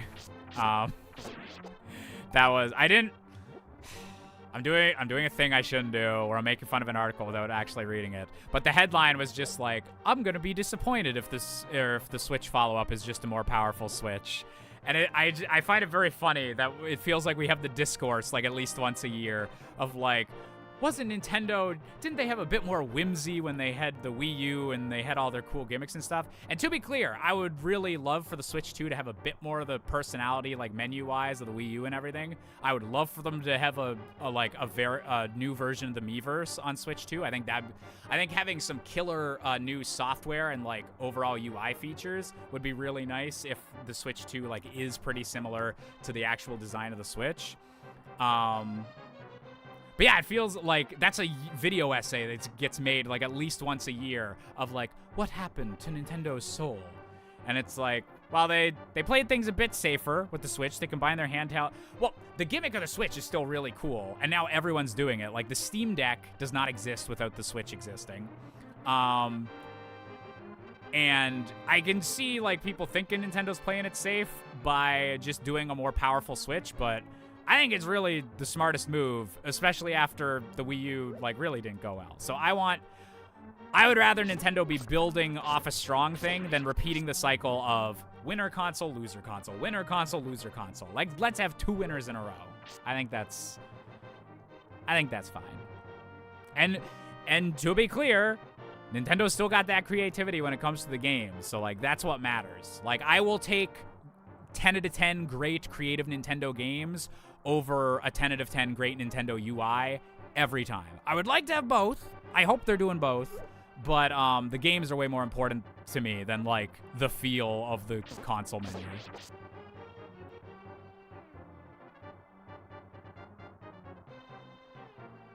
Well, my Switch 2 could preload of the Weather Channel, damn it. Hell yeah.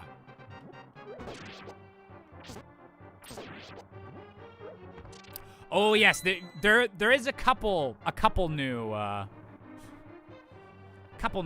things with the Joy-Con, but it's not even that we know exactly what they do yet. It's just that we know that there's like new little There's a new button, and there's like a new little thing that people think they know what it does, but we're actually not 100% sure yet. So I don't think we even can spoil what those new features of the Switch 2 are specifically. We just know that there's a couple things that aren't on the like base Switch design where it's like, oh, what is this for?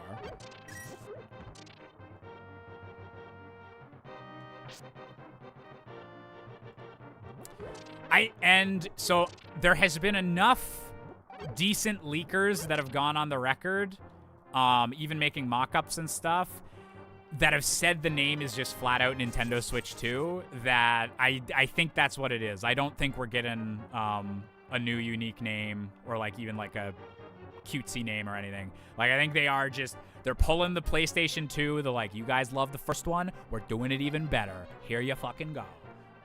Which again, I think that's the right move for this point in time.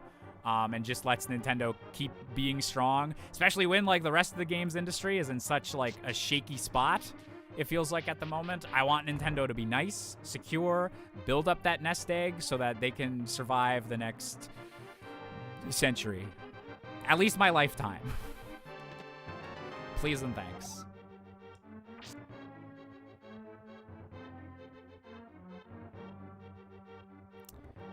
I wish it wasn't named the Switch 2. That name and logo are honestly trash. I think I disagree. I think like just straight to the point. This is the next Nintendo Switch, the next console generation. Like there is no wishy-washiness of the Xbox naming weirdness or like even if it was just the Wii and Wii U thing. Josh, you seen the logo? Yeah, it's just the Switch icon and a 2 next to it. Maybe there was a way to make it like a little bit more creative, but I think just having it be super as clear as fucking possible, I think that's like the most important thing with the current state of the games industry. I think for the time we're in, Switch 2 and just having the logo literally be the Switch logo with a big 2 next to it, I think that actually might be like the right call. Could have at least used the Joy-Cons to make it 2. No, cause then I think people would just think that they're getting new Joy-Cons, or it just muddies the waters enough. I think just having it be like literally you need the Arabic like just numeral 2. Yeah, I imagine they must have done like a mock-up design with the 2 Joy-Cons, because that does seem like really obvious, like a way to make it 2 with the Roman numerals. But I think they must be terrified after the Wii U and everyone assuming that was just we're chasing the iPad. Here's an accessory for the Wii. That I think a lot of normies thought the Wii U was.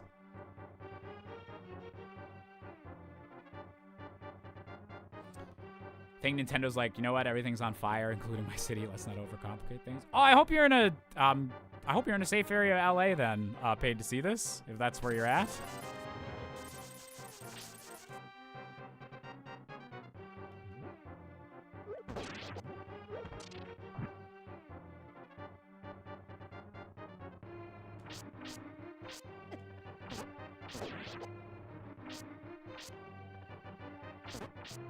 Ooh.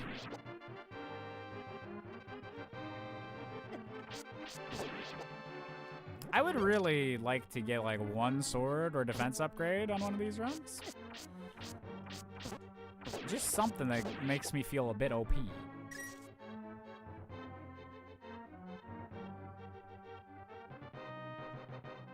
I'm very glad to hear that, Paid. Okay, those are defense too. And the food bag. Oh! That's nice, okay.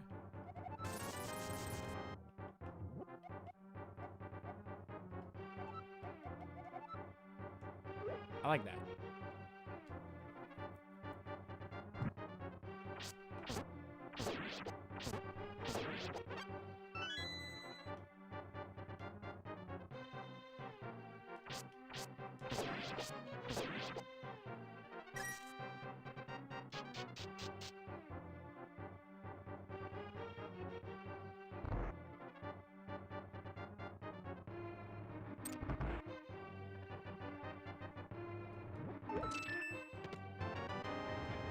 milk. Does that count? It does count as food. We love to see it.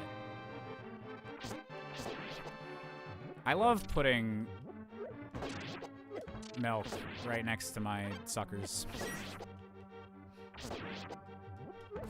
Just mixed all together in my food bag.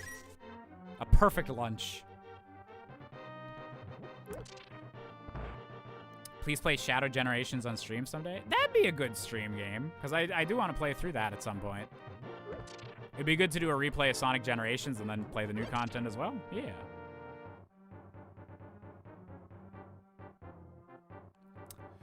Switch off the Switch topic for people avoiding spoilers. So we need a new topic. Let's go back to politics. Everyone's down for that, right? No, we won't.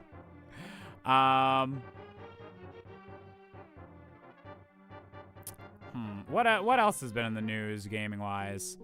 Oh, they announced, this happened since the last stream. They announced the,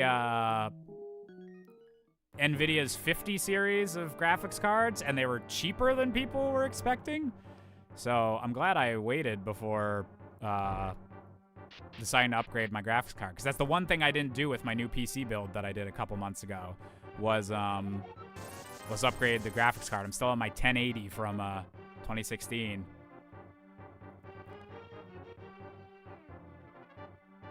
So I am very much in support of new graphics cards being a bit cheaper. We'll see if they stay cheaper after like exchange rates and tariffs again. And god damn it, the politics. But yeah, no, I'm excited to either get one of the 50 series or watch the 40 series go down in price now that the 50 series is like gonna launch cheaper than the 40s did. Do you just want my 4090 when I get my 50? I mean, if you give me a good deal on it. Because, Jesus, 4090s are still, like, crazy expensive. Between Meowscarada, Skeledirge, and Quaquaval? Which is your favorite fully evolved starter? Let me look up what these ones look like again. I don't know my new Pokemon as well as I should. Meowscarada. Oh, that's the weed-smoking cat Pokemon.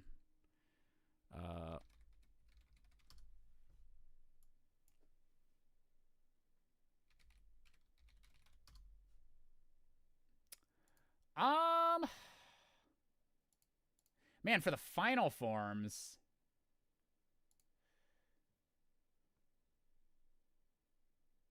Oh, it might be Skeledirge. I like fire guys, usually. For starters, I like the starter, the little weed cat the most.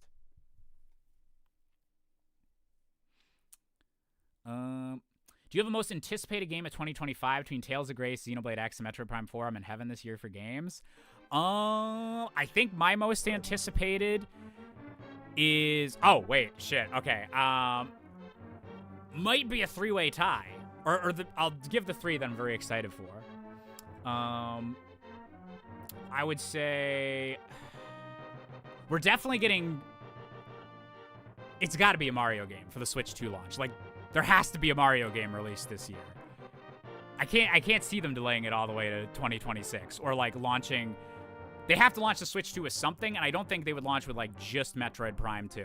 So I'm hoping whatever their big Switch 2 launch game is, I'm excited for that, whatever comes from Nintendo. Grand Theft Auto 6, I am actually hyped for because Rockstar is one of the companies that still really focuses on pushing their technology forward, and Red Dead Redemption 2, their last game, was an absolute masterpiece, in my opinion. So I'm very interested to see how Grand Theft Auto is both handled in like 2025 and also just like what the tech is for taking everything they do with Red Dead Redemption 2, putting that in a more modern setting, but then also having like 6 years of tech upgrades. So I'm very interested to see how that's going to go. And what was the third game? Elden Ring Night Rain, the co-op roguelike Elden Ring spinoff. Very excited for that. Isn't this guy a prime example of a man? I am the manliest of men. Sexy Jacob. Well, second manliest compared to you. Okay. I think we got everything on this floor. We have a shield upgrade and the food and everything.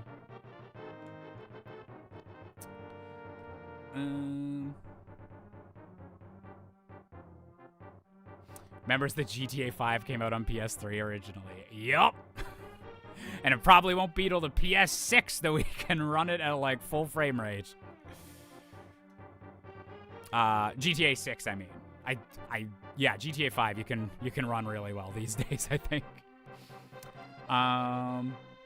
Can't wait for no more XY before GTA 6 jokes. No, well, that's the great thing is GTA 6 comes out and then we can just slot Elder Scrolls 6 right into that spot. Because that's not going to come out till like 2027, bare minimum.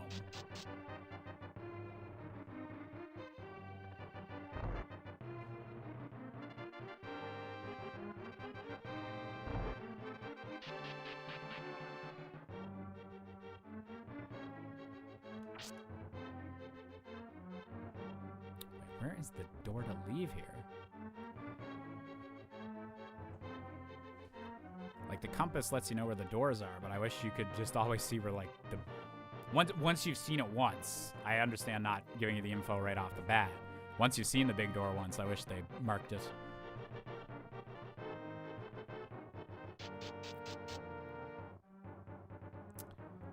At least Half-Life 3 is confirmed.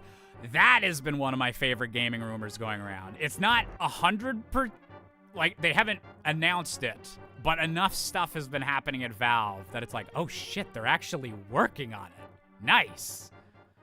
For those of you who haven't heard, there had been rumors for a few years that Valve had a small team working on a tech demo called Half-Life X. Once they finished Half-Life Alyx. And Half-Life Alyx, like, ends on a cliffhanger where it's like, there's gonna be more Half-Life story? What? And so it'd been a rumor for like a few years that Valve had a very small team working on a tech demo of a new, like, traditional Half-Life game. And then the big rumor that's come out the last few months is that Valve is rehiring, or, well, they're hiring both a lot of tech people that are really good at physics engines, and they're also rehiring a lot of the people that were involved in Half-Life 2, the 2 Portal games, and Left 4 Dead. So they're getting the band back together, it looks like. And that's really exciting. Valve doesn't make games, stop trying to trick us. Well, that's why the rumor is so exciting, is because Valve hasn't made games for the longest time, except for, like, the occasional experiment like Artifact or Half-Life Alyx, and, well, I've heard really great things about Half-Life Alyx. I very much want to play that once I have access to VR equipment. But yeah, they haven't made, like, a traditional video game in a long time, except then they have that Deadlock game is apparently the other thing they're working on. But, yeah, the fact that they seem to be, like, moving back into, like, okay, we're going back to our main thing. We're getting all the big main people that people loved on those games. Can they get the magic back? I'm very interested to see how it goes.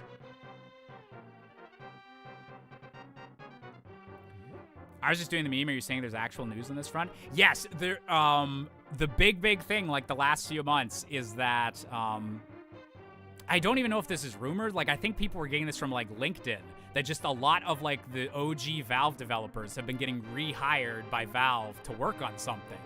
And the big rumor before that for the longest time was that Valve was doing, like, testing to figure out, like, what the hook and, like, what the big step forward for Half-Life 3 was going to be.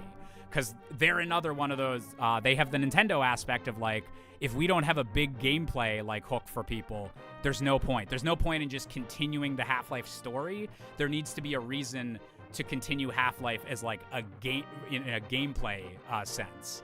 And so I'm, like, really excited. Like, what is the twist that, like, is getting that is enticing all these old devs to come back? And whenever Valve easily could just never make a video game again, sit on their asses, and just have Steam money forever. Hell yeah, for the Hylian Shield.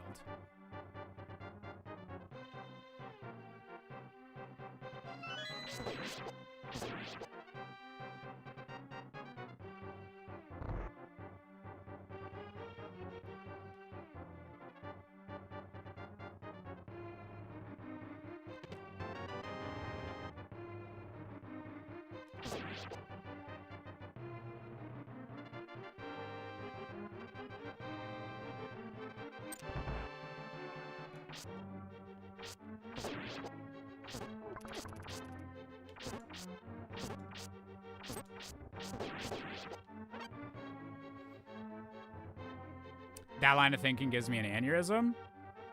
Is that in response to, or like the idea of Valve just never making a video game again?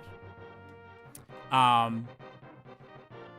yeah, I like the idea of Valve making video games. I wouldn't want them to just do the Steam thing. But in a way, I think that bodes well for Half-Life 3 because Valve is never going to be in the position where they're like, fuck, guys, we've been losing money. We haven't put out a game in a while. Okay, fuck it. You know what? People have been asking for it. Let's just get together a team. We'll we'll throw together something in Unreal Engine. We'll do a Half-Life 3. We'll finish Gordon Freeman's story. He can shoot the G-Man or something. Like, a Valve that's in a bad financial position could be incentivized to put out a half-assed or lackluster Half-Life 3. Like, a lot of big AAA publishers will do that these days. And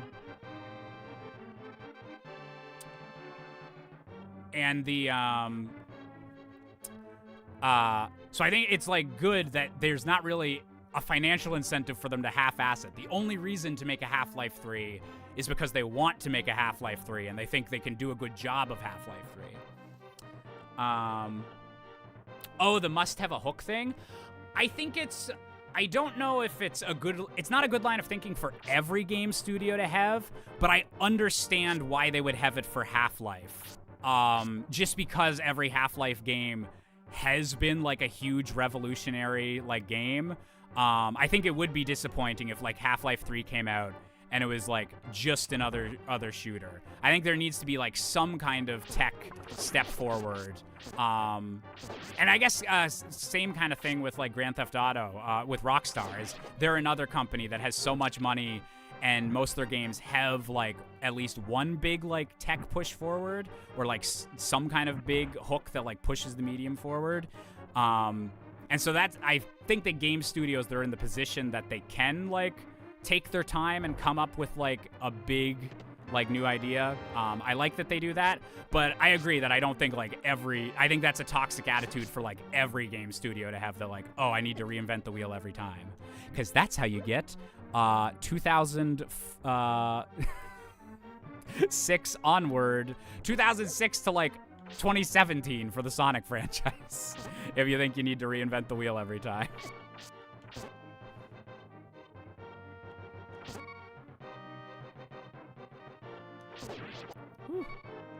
Path of Legends is worth pushing through the inconsistent frame rate in Pokemon Violet. Please, Josh, for me.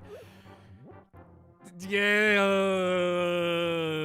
there's too many good video games out there. If they do a patch or something and it runs better on the Switch too, I could maybe come around to it. Or if I was doing a project where it's like, you know what, this is the year where I play every Pokemon game, then I could see myself doing Scarlet and Violet. But every time I've tried to play them, it's too much. It feels like I'm playing on a potato PC, and I just can't do it.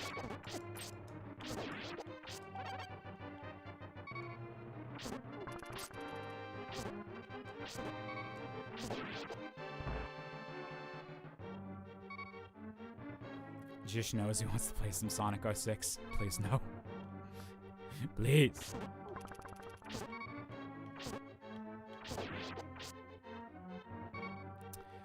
I think at this point, fans would be okay if they made an episode 3 in the same engine and style of Half-Life 2 just to finish the story and to stick with the vibe of the original, or at least the same graphical style with the gameplay enhanced significantly by the technology of modern times. I think that's the two possible routes for wrapping up the Half-Life story. Is either, fully committing, we're doing Half-Life 3, we found like it's a big enough tech push forward that we feel like it's time for a Half-Life 3. Or yes, doing it as a retro like 2007 throwback of like an alternate history, like what if this game came out in 2008? What would the Half-Life 3 have looked like? Getting a small but very talented team at Valve to do a game like that, I feel like that you might be able to get away with.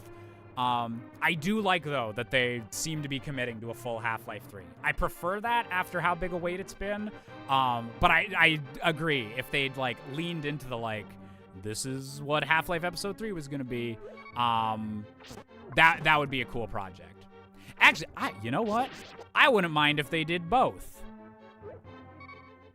Have your proper Half-Life 3 going on. Give, like, an indie team, like, the opportunity to do, like, an alternate take on, like, what the follow-up could have been. That'd be cool.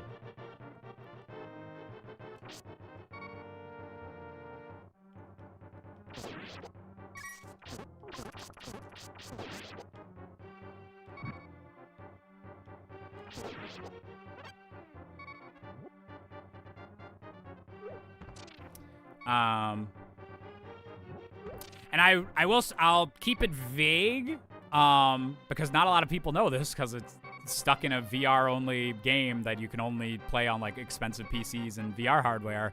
But Half-Life Alyx does continue the story a little bit. It gave us more to work with, on what the next Half-Life thing would be.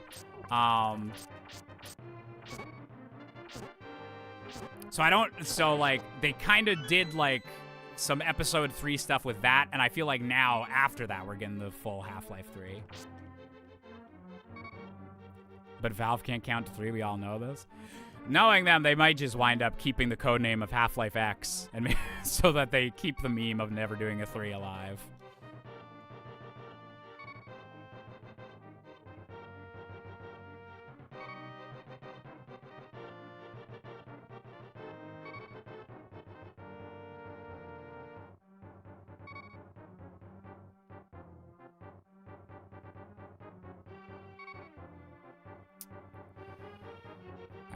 Losing my exits. Why? Why would you do this to me, game?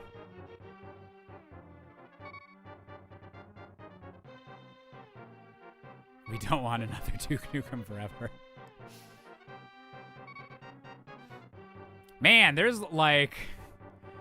I feel like there's been so many games that have taken a long time that now Duke Nukem Forever isn't even like the biggest example of that anymore, which is wild to think about.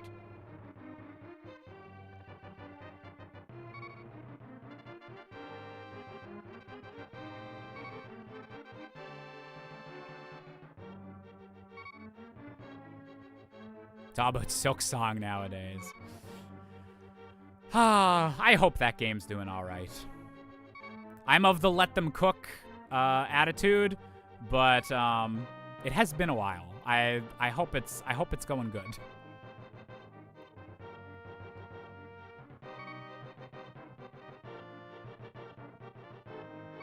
I very much hope the Silk Song situation is, we just want to take our time to make this the best it can be, and we have a shitload of money from the first Hollow Knight to just take our time and do that.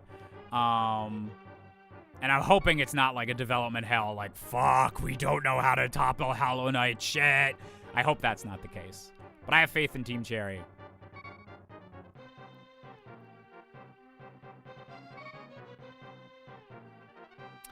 Josh, would you play an official Zelda game where Ganondorf asked Link and Zelda to break Demise's curse? Yeah, that would be an interesting direction to take the story. I still think it is very funny how much discussion there was before Tears of the Kingdom came out about, like, oh, this Ganondorf, maybe this Ganondorf is working with Link and Zelda. Maybe they're finally going to break the cycle, or maybe they're going to work together and unite Hyrule and the Gerudo. And there was so much theorizing of, like, all the different directions or sympathetic directions this direction of, this Ganondorf could go. And then, like, Tears of the Kingdom is the most... fuck this fucking country, I hate all of you Hylians, you are all gonna die because I fucking hate you and I'm evil, is like Ganondorf's entire motivation, and I fucking love it. I love just how extreme those differences were between people's, like, hopes of, like, how deep are they gonna make this character?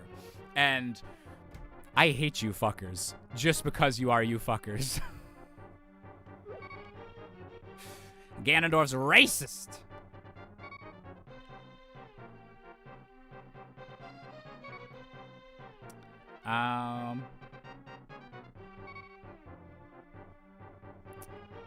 Hope the next game doesn't have Ganondorf.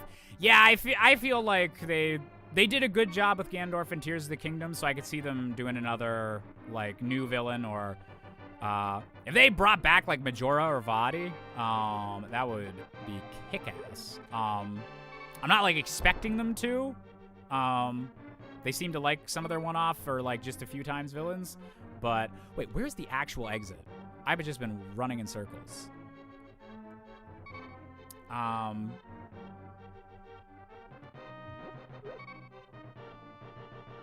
wouldn't mind if Ganondorf was the villain of the last one. Like, I wouldn't be upset, because he was out of the game for a little bit, or at least out of the main 3D games.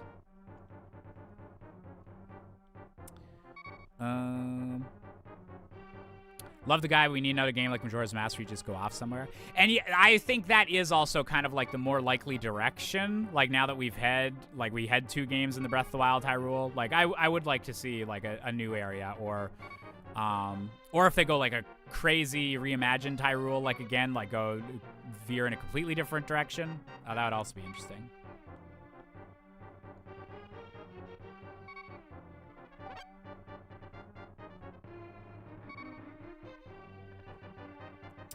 How many Zelda games have not had Ganon anywhere? That's a lot lower number. The big thing with Breath of the... Oh, there's the key. The big thing with Breath of the Wild, or with Tears of the Kingdom, was it was the first time in a while that Ganondorf had been the main villain, like, from the start. He wasn't a twist villain in any way, or he wasn't just Pig Ganon and not having a personality. That's what was so exciting to me about Tears of the Kingdom.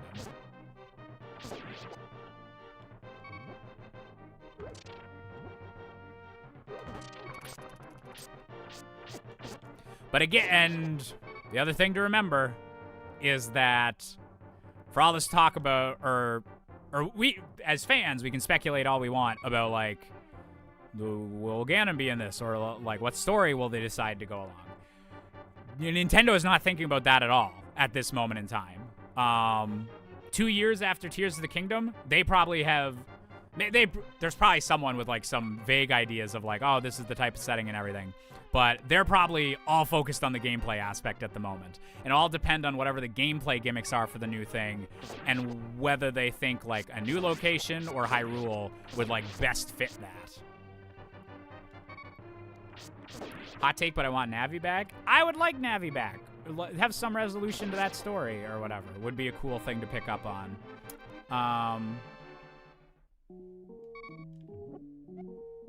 Damn it, I just have the one.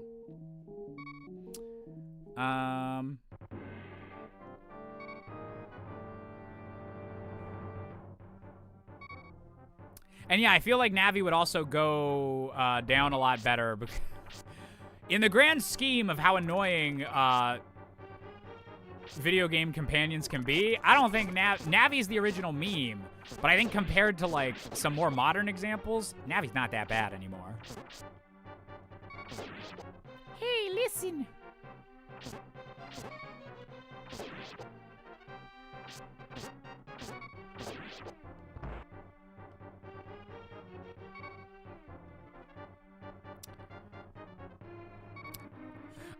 I would agree. Navi's the character that still, I think, has some story left to tell. But yes, they're not the most interesting character.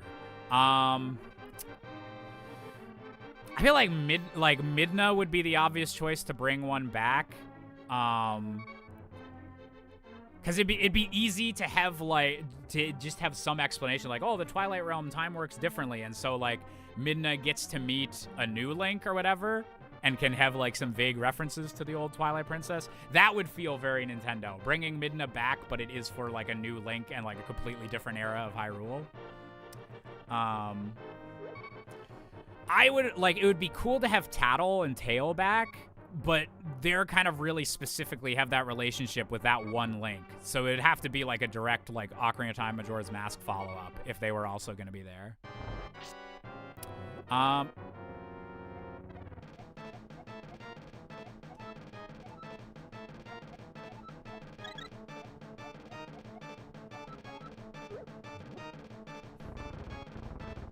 So luckily I had some healing stuff this time. So maybe we'll be able to beat this boss?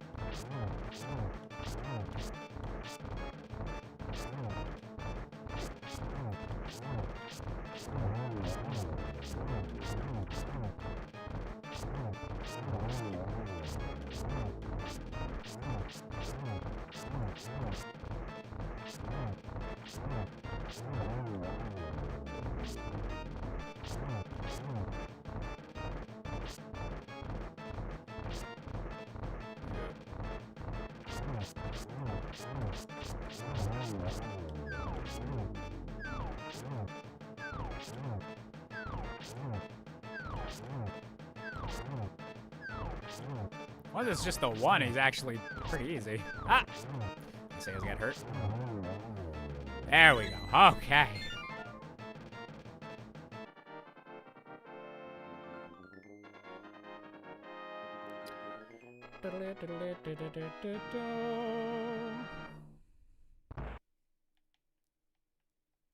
Okay.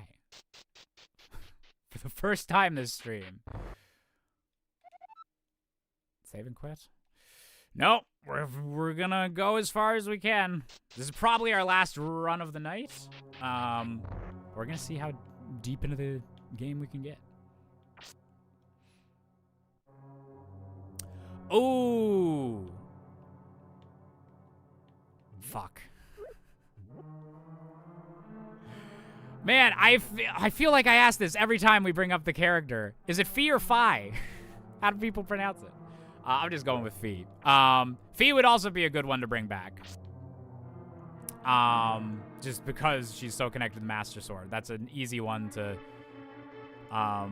directly bring back. I kind of like, though, even if they never bring her back directly, it is kind of nice that you, like, in every Zelda game, you know she's there. Like, all of the Tears of the Kingdom, like, Master Sword stuff, like, hits a bit harder if you think, like, oh, Fee's taken part in this adventure, or, like, has been waiting for me, and stuff like that. It's cool. Oh, it is Fi? Okay. I feel like I have to get told that every time I bring up the name, but there's no voice acting in Skyward Sword. I just don't know.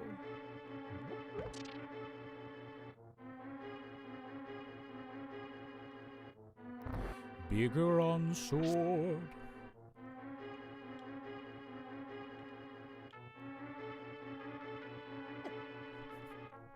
I'm just picturing inside the Bigoron sword is like a variant of Fi, but she's like just super duper sexy. Like massive like hourglass figure.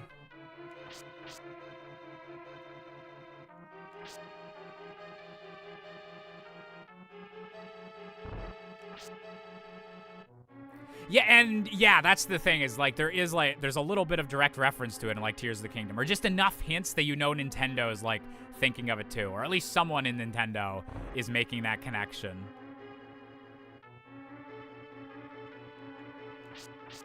Wait.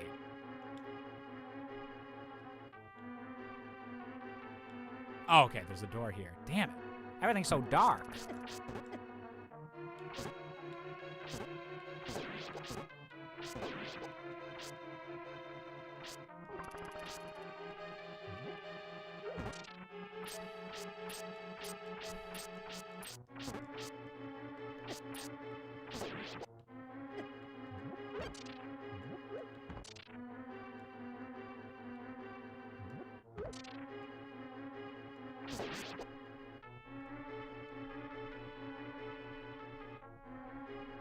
Big bazooka sword. There's the switch I needed. The real switch I need is the Switch 2, but this'll do.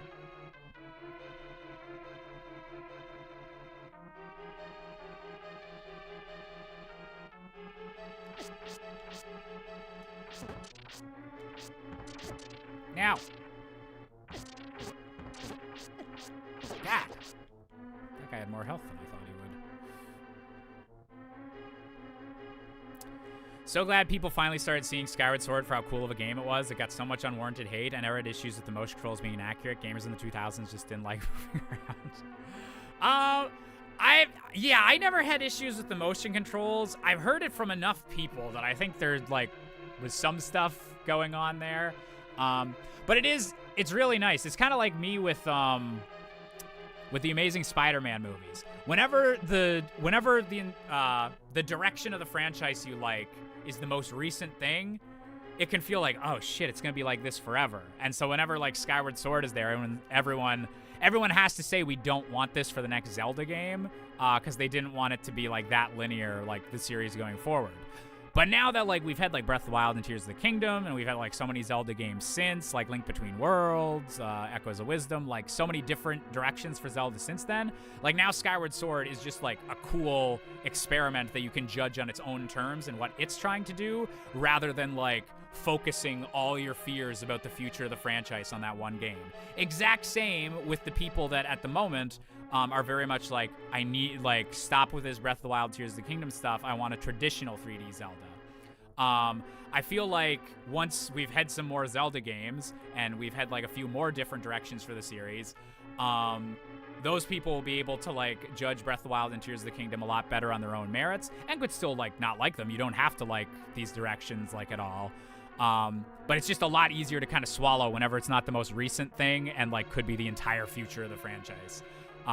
Which that was me with Amazing Spider-Man. Whenever it was like, wait, they replaced Tobey Maguire with this guy? But now that like we've had Tom Holland and it's like there's multiple Spider-Man and different takes on the character, it's like, oh, okay, I see what they were going for with this, and I like some aspects of it, and I don't like these, but yeah. I'd like to know if you'll stream tomorrow. I won't be streaming tomorrow. I have the haircut, and I think I might go see a movie afterwards. So I won't be streaming tomorrow.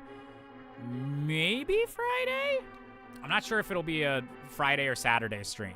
I'd like to stream on one of those days, but I need to figure out. Which movie? I think actually it's probably gonna wind up being Mufasa. I really want to see the Bob Dylan movie, but me and my mom, I think, are gonna go see that together. She said she'd be interested in seeing it. So since I'm just like doing a solo trip near the movie theater, I might just check out Mufasa to see what my boy Lin-Manuel Miranda's been songwriting. Well, I've heard the songs already, but I want to see how they fit like in the movie. You're invisible when you're... Oh, that's like the full-on item. Okay. There's a Bob Dylan biopic. Yeah, from the director of Logan, James Mangold, starring Timothée Chalamet, and apparently he does a really good Bob Dylan. It's called what's it called? A Complete Unknown, which is a funny name for a Bob Dylan biopic. But yeah, and it's not a traditional biopic where like you see his entire like life or whatever. It's specifically Bob Dylan showing up in New York at the very start of his career, and it ends whenever he goes electric and leaves New York.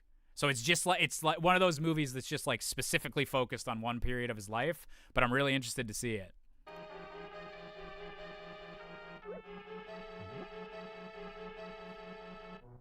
Oh, nice. Paid to see this. I've heard really good things about Edward Norton in the movie too. Yeah.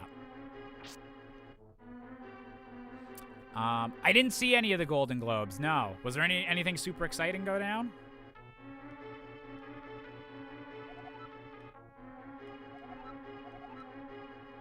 Oh man, I don't have the money for any of this.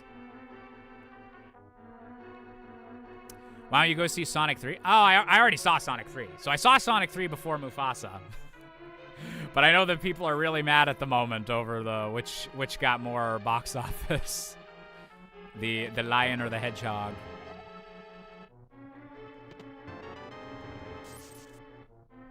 I really like Sonic 3. Sonic 3 was really good.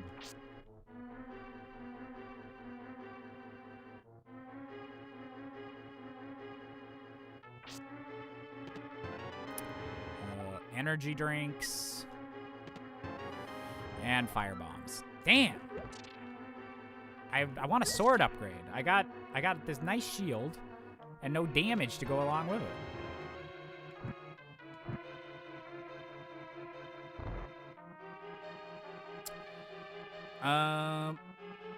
I have not seen that Weird Al biopic yet, but I very much want to. It's on my Letterboxd watch list. Did they let Shadow swear as much as he wants and also have a gun? Oh, he doesn't swear, but he does get a gun.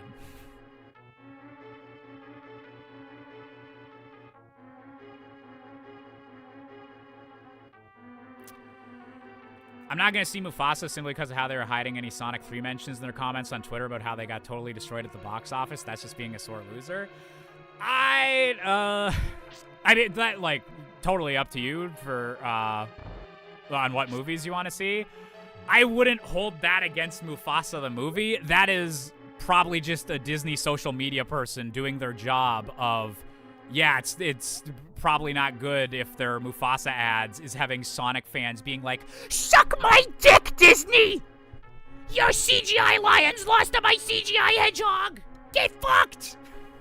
Which is funny to do. Like I have nothing against people doing that. But I understand why Disney might want to hide those replies when they're trying to advertise their G-rated Lion King movie. When will you learn that your actions have consequences?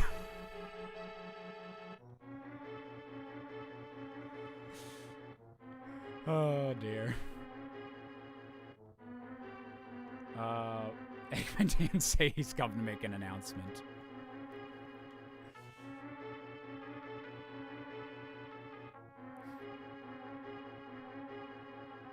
Oh no, Dragon!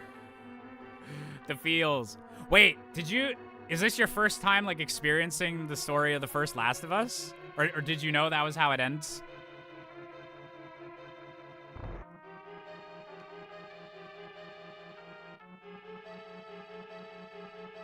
I'll keep it purposely vague on what was lied about in case anyone hasn't gotten to the Last of Us one yet. Oh, yeah, okay. Nice. Yeah, no, that's like the big, like, ending, like, ooh.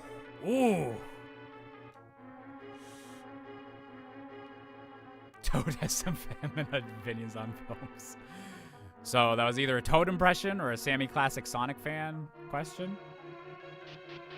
Or reference? I'm mixing up all my words.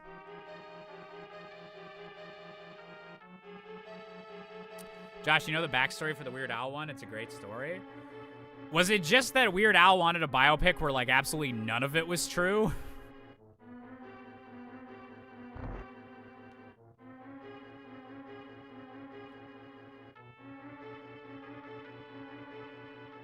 Toad did not care for this Godfather. It insists upon itself! Fuck!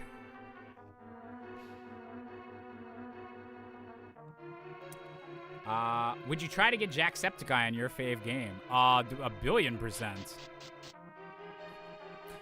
Some of these people, I think, are too big for me to be asking. Like, I need to work my way up to them. But, like, any of these, they're like, automatically, yes.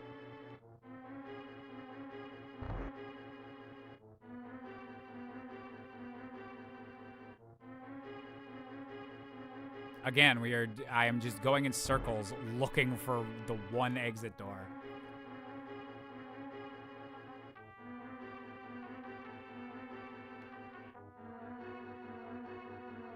This was all to get the Switch. I can't redo the Switch.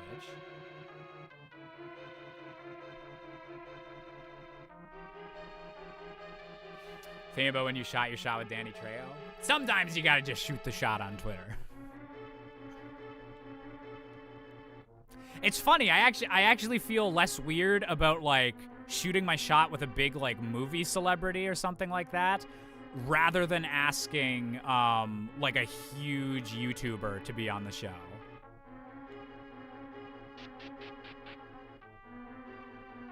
I don't know if that even makes sense, but...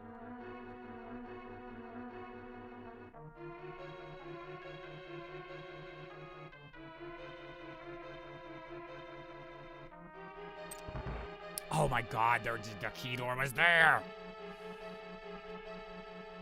Josh gets fucking lost, the movie. AKA every time I went to the Yorkdale Mall.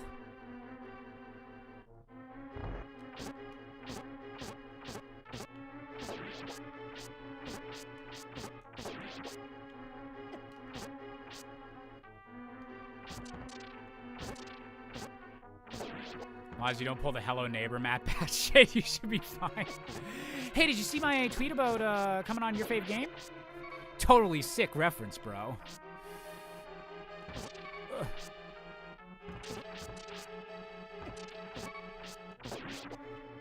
The sarcastic, totally sick reference, that was part of the bit of me being a clingy brand company. That wasn't saying your reference was sarcastically sick.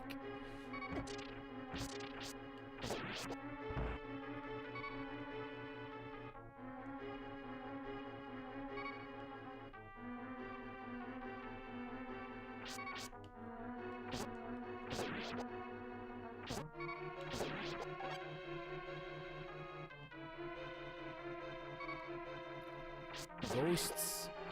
Ghosts. Well, at least they only take one hit. That's nice. Years and years ago, one of the old sketch websites made a fake absurd biopic trailer for Weird Al, with the joke being that he never had any controversy, so they had to make things up. Then years later, Weird Al decided to make that movie, so the trailer was a shot-for-shot remake of an old comedy sketch, and then the movie was based on it. Oh, that's hilarious. That's great. Honestly, it always baffled me how few celebrities are openly gamers. You'd think gaming would be a good wind down. There's, like, I feel there's a decent chunk, especially the younger ones, like now, where you just kind of assume they're gamers and they don't, like, talk about it as much. But they'll have, like, if you bring out Mario Kart to any, like, Tom Holland or Zendaya or something, they're probably gonna, like, go, like, oh, I fucking love playing as Luigi or something like that. And that's, like, that is goals for, like, eventually on your fave game, is getting, like, really big people that have no connection to gaming, but still, like, have obviously played video games, or either are big fans of video games and people just don't know about it, or they're not even big fans of video games, but of course they have a favorite game because they're a human being existing in the 20th and 21st century, so they've seen video games. Like, oh, Jamie Lee Curtis on the show and find out what her favorite game is? Hell yeah. Oh, that was Rude Ghost.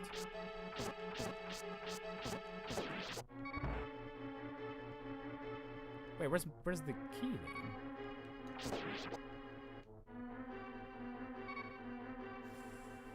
Oh. There's the key.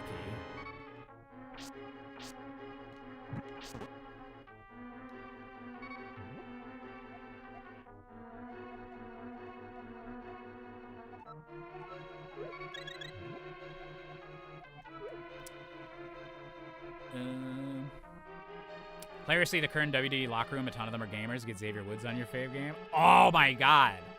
Getting a wrestler on would be great.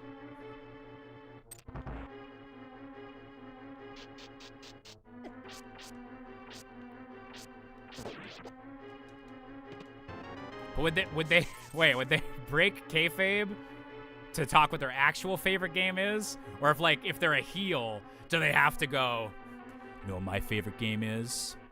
Sonic 06. Or they have to be like, I love Fortnite. I love microtransactions. The more loot boxes, the better. WWE 2K24.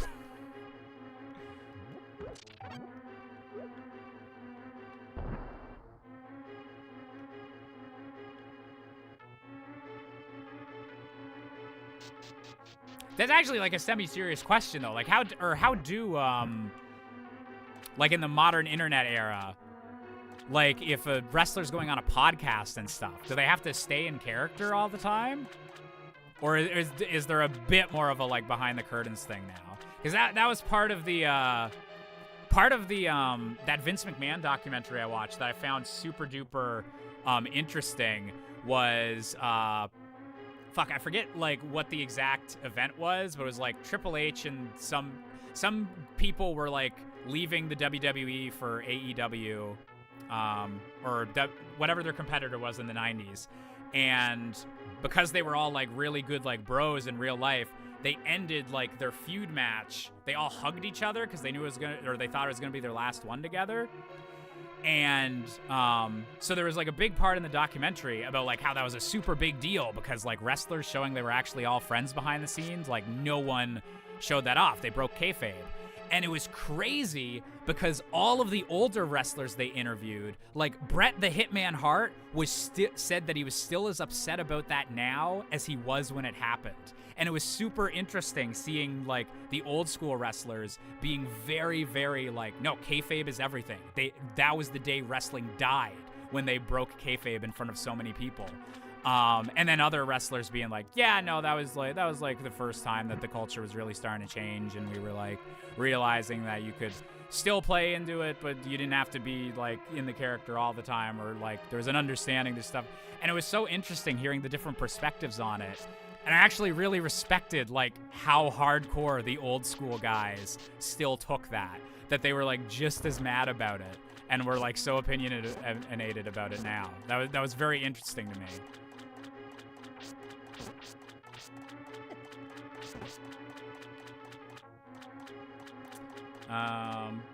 That doc's super interesting as someone who never watched wrestling. Yeah, agreed. Because I think I said, or I talked about this earlier, or on an earlier stream, but I read a review of that documentary, and the review was like, it's all right, but like if you're a WWE fan, you're probably not going to enjoy it as much because it's more like an introduction for like, here's like what all the drama is and like all the behind the scenes stuff, and it'd be a really good intro to the WWE. And I was like, oh, this is kind of a negative review, but that actually sounds like a way better thing for me to watch, because I had wrestling video games growing up. My dad was into WWF, WWE, but I never knew like any of the context of who these characters or wrestlers were and everything. And so the documentary was really cool.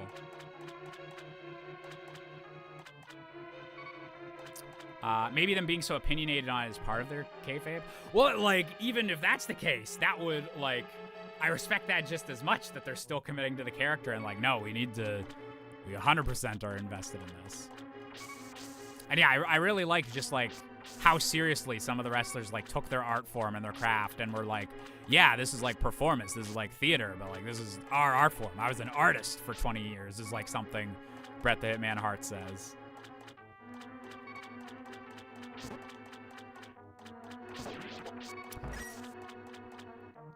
World Wildlife Federation is my favorite wrestling league. My favorite thing about that documentary is even in all the old footage where there's... Fuck. Vince McMahon just ended this run. God damn it, Vince McMahon. Oh, God, what was I going to say? Oh, no, it was really funny in the documentary. Anytime they were showing old 90s footage... and they would say out loud the term WWF, the subtitles still would say WWE.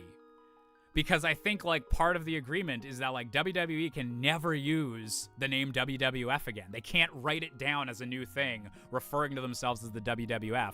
So even subtitling and closed captions, they need to lie about what was being said in this old clip. Like, they have to put it down as WWE. Would you try to get Alex Beckham, the guy who made the Undertale the musical, on YFG? As Luxray, you keep suggesting people, and I've said unless they like super canceled someone, I'm totally down. Or unless they're super canceled, then I'm totally down.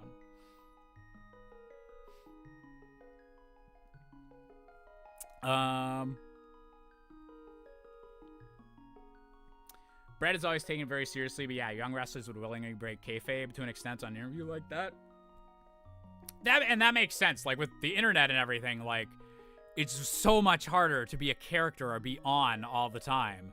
And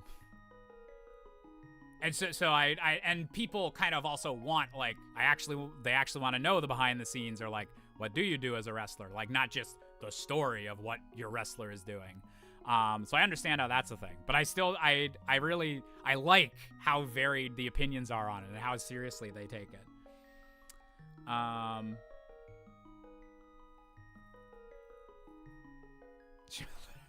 Linda McMahon can make the World Wildlife Fund doesn't exist in the curriculum. That's funny. But yeah, so I think this is where I'm gonna end this stream tonight. We're gonna keep coming back to this game. We'll probably mix it in with the randomizer and everything, because I think it's just good to something Zelda related. It's a good game for me to play while I'm talking with chat. And we got to get to the end of it. We need to win eventually. There's sort of a new kayfabe though around like, is this social media drama or backstage rumor real or storyline? Yes, and that was like they talked in the documentary, like there was an element of that in the old days where like they'd want like they knew people knew that like wrestling was like fake by the 90s. But then they'd lean into like you not knowing like if someone had actually snapped or if something had actually happened, and they'd make the drama more about the behind the scenes rather than like, oh, this guy's a snake charmer and he doesn't like the guy from Iran, and like that being why they were fighting, and more like being backstage beef. And then you have the kind of like the plausible deniability of like, do these guys actually not like each other backstage? Which is really interesting. See you, Sky. Oh, interesting, Jonas. Yeah, there's a lot of people I got to reach out to for the show, and that would be super cool to have. So, yeah, I think your fave game is, I'm hoping, late January, early February for whenever new episodes of that start getting uploaded again. But yeah, thank you guys for being an amazing audience, as you always are. Next stream is probably going to be either Friday or Saturday. Haven't quite decided which would be better yet. But it'll be one of those two. So yeah, I hope you guys had an amazing time, because I know I did. And I will see you next time. So have a great night, y'all. Love yous.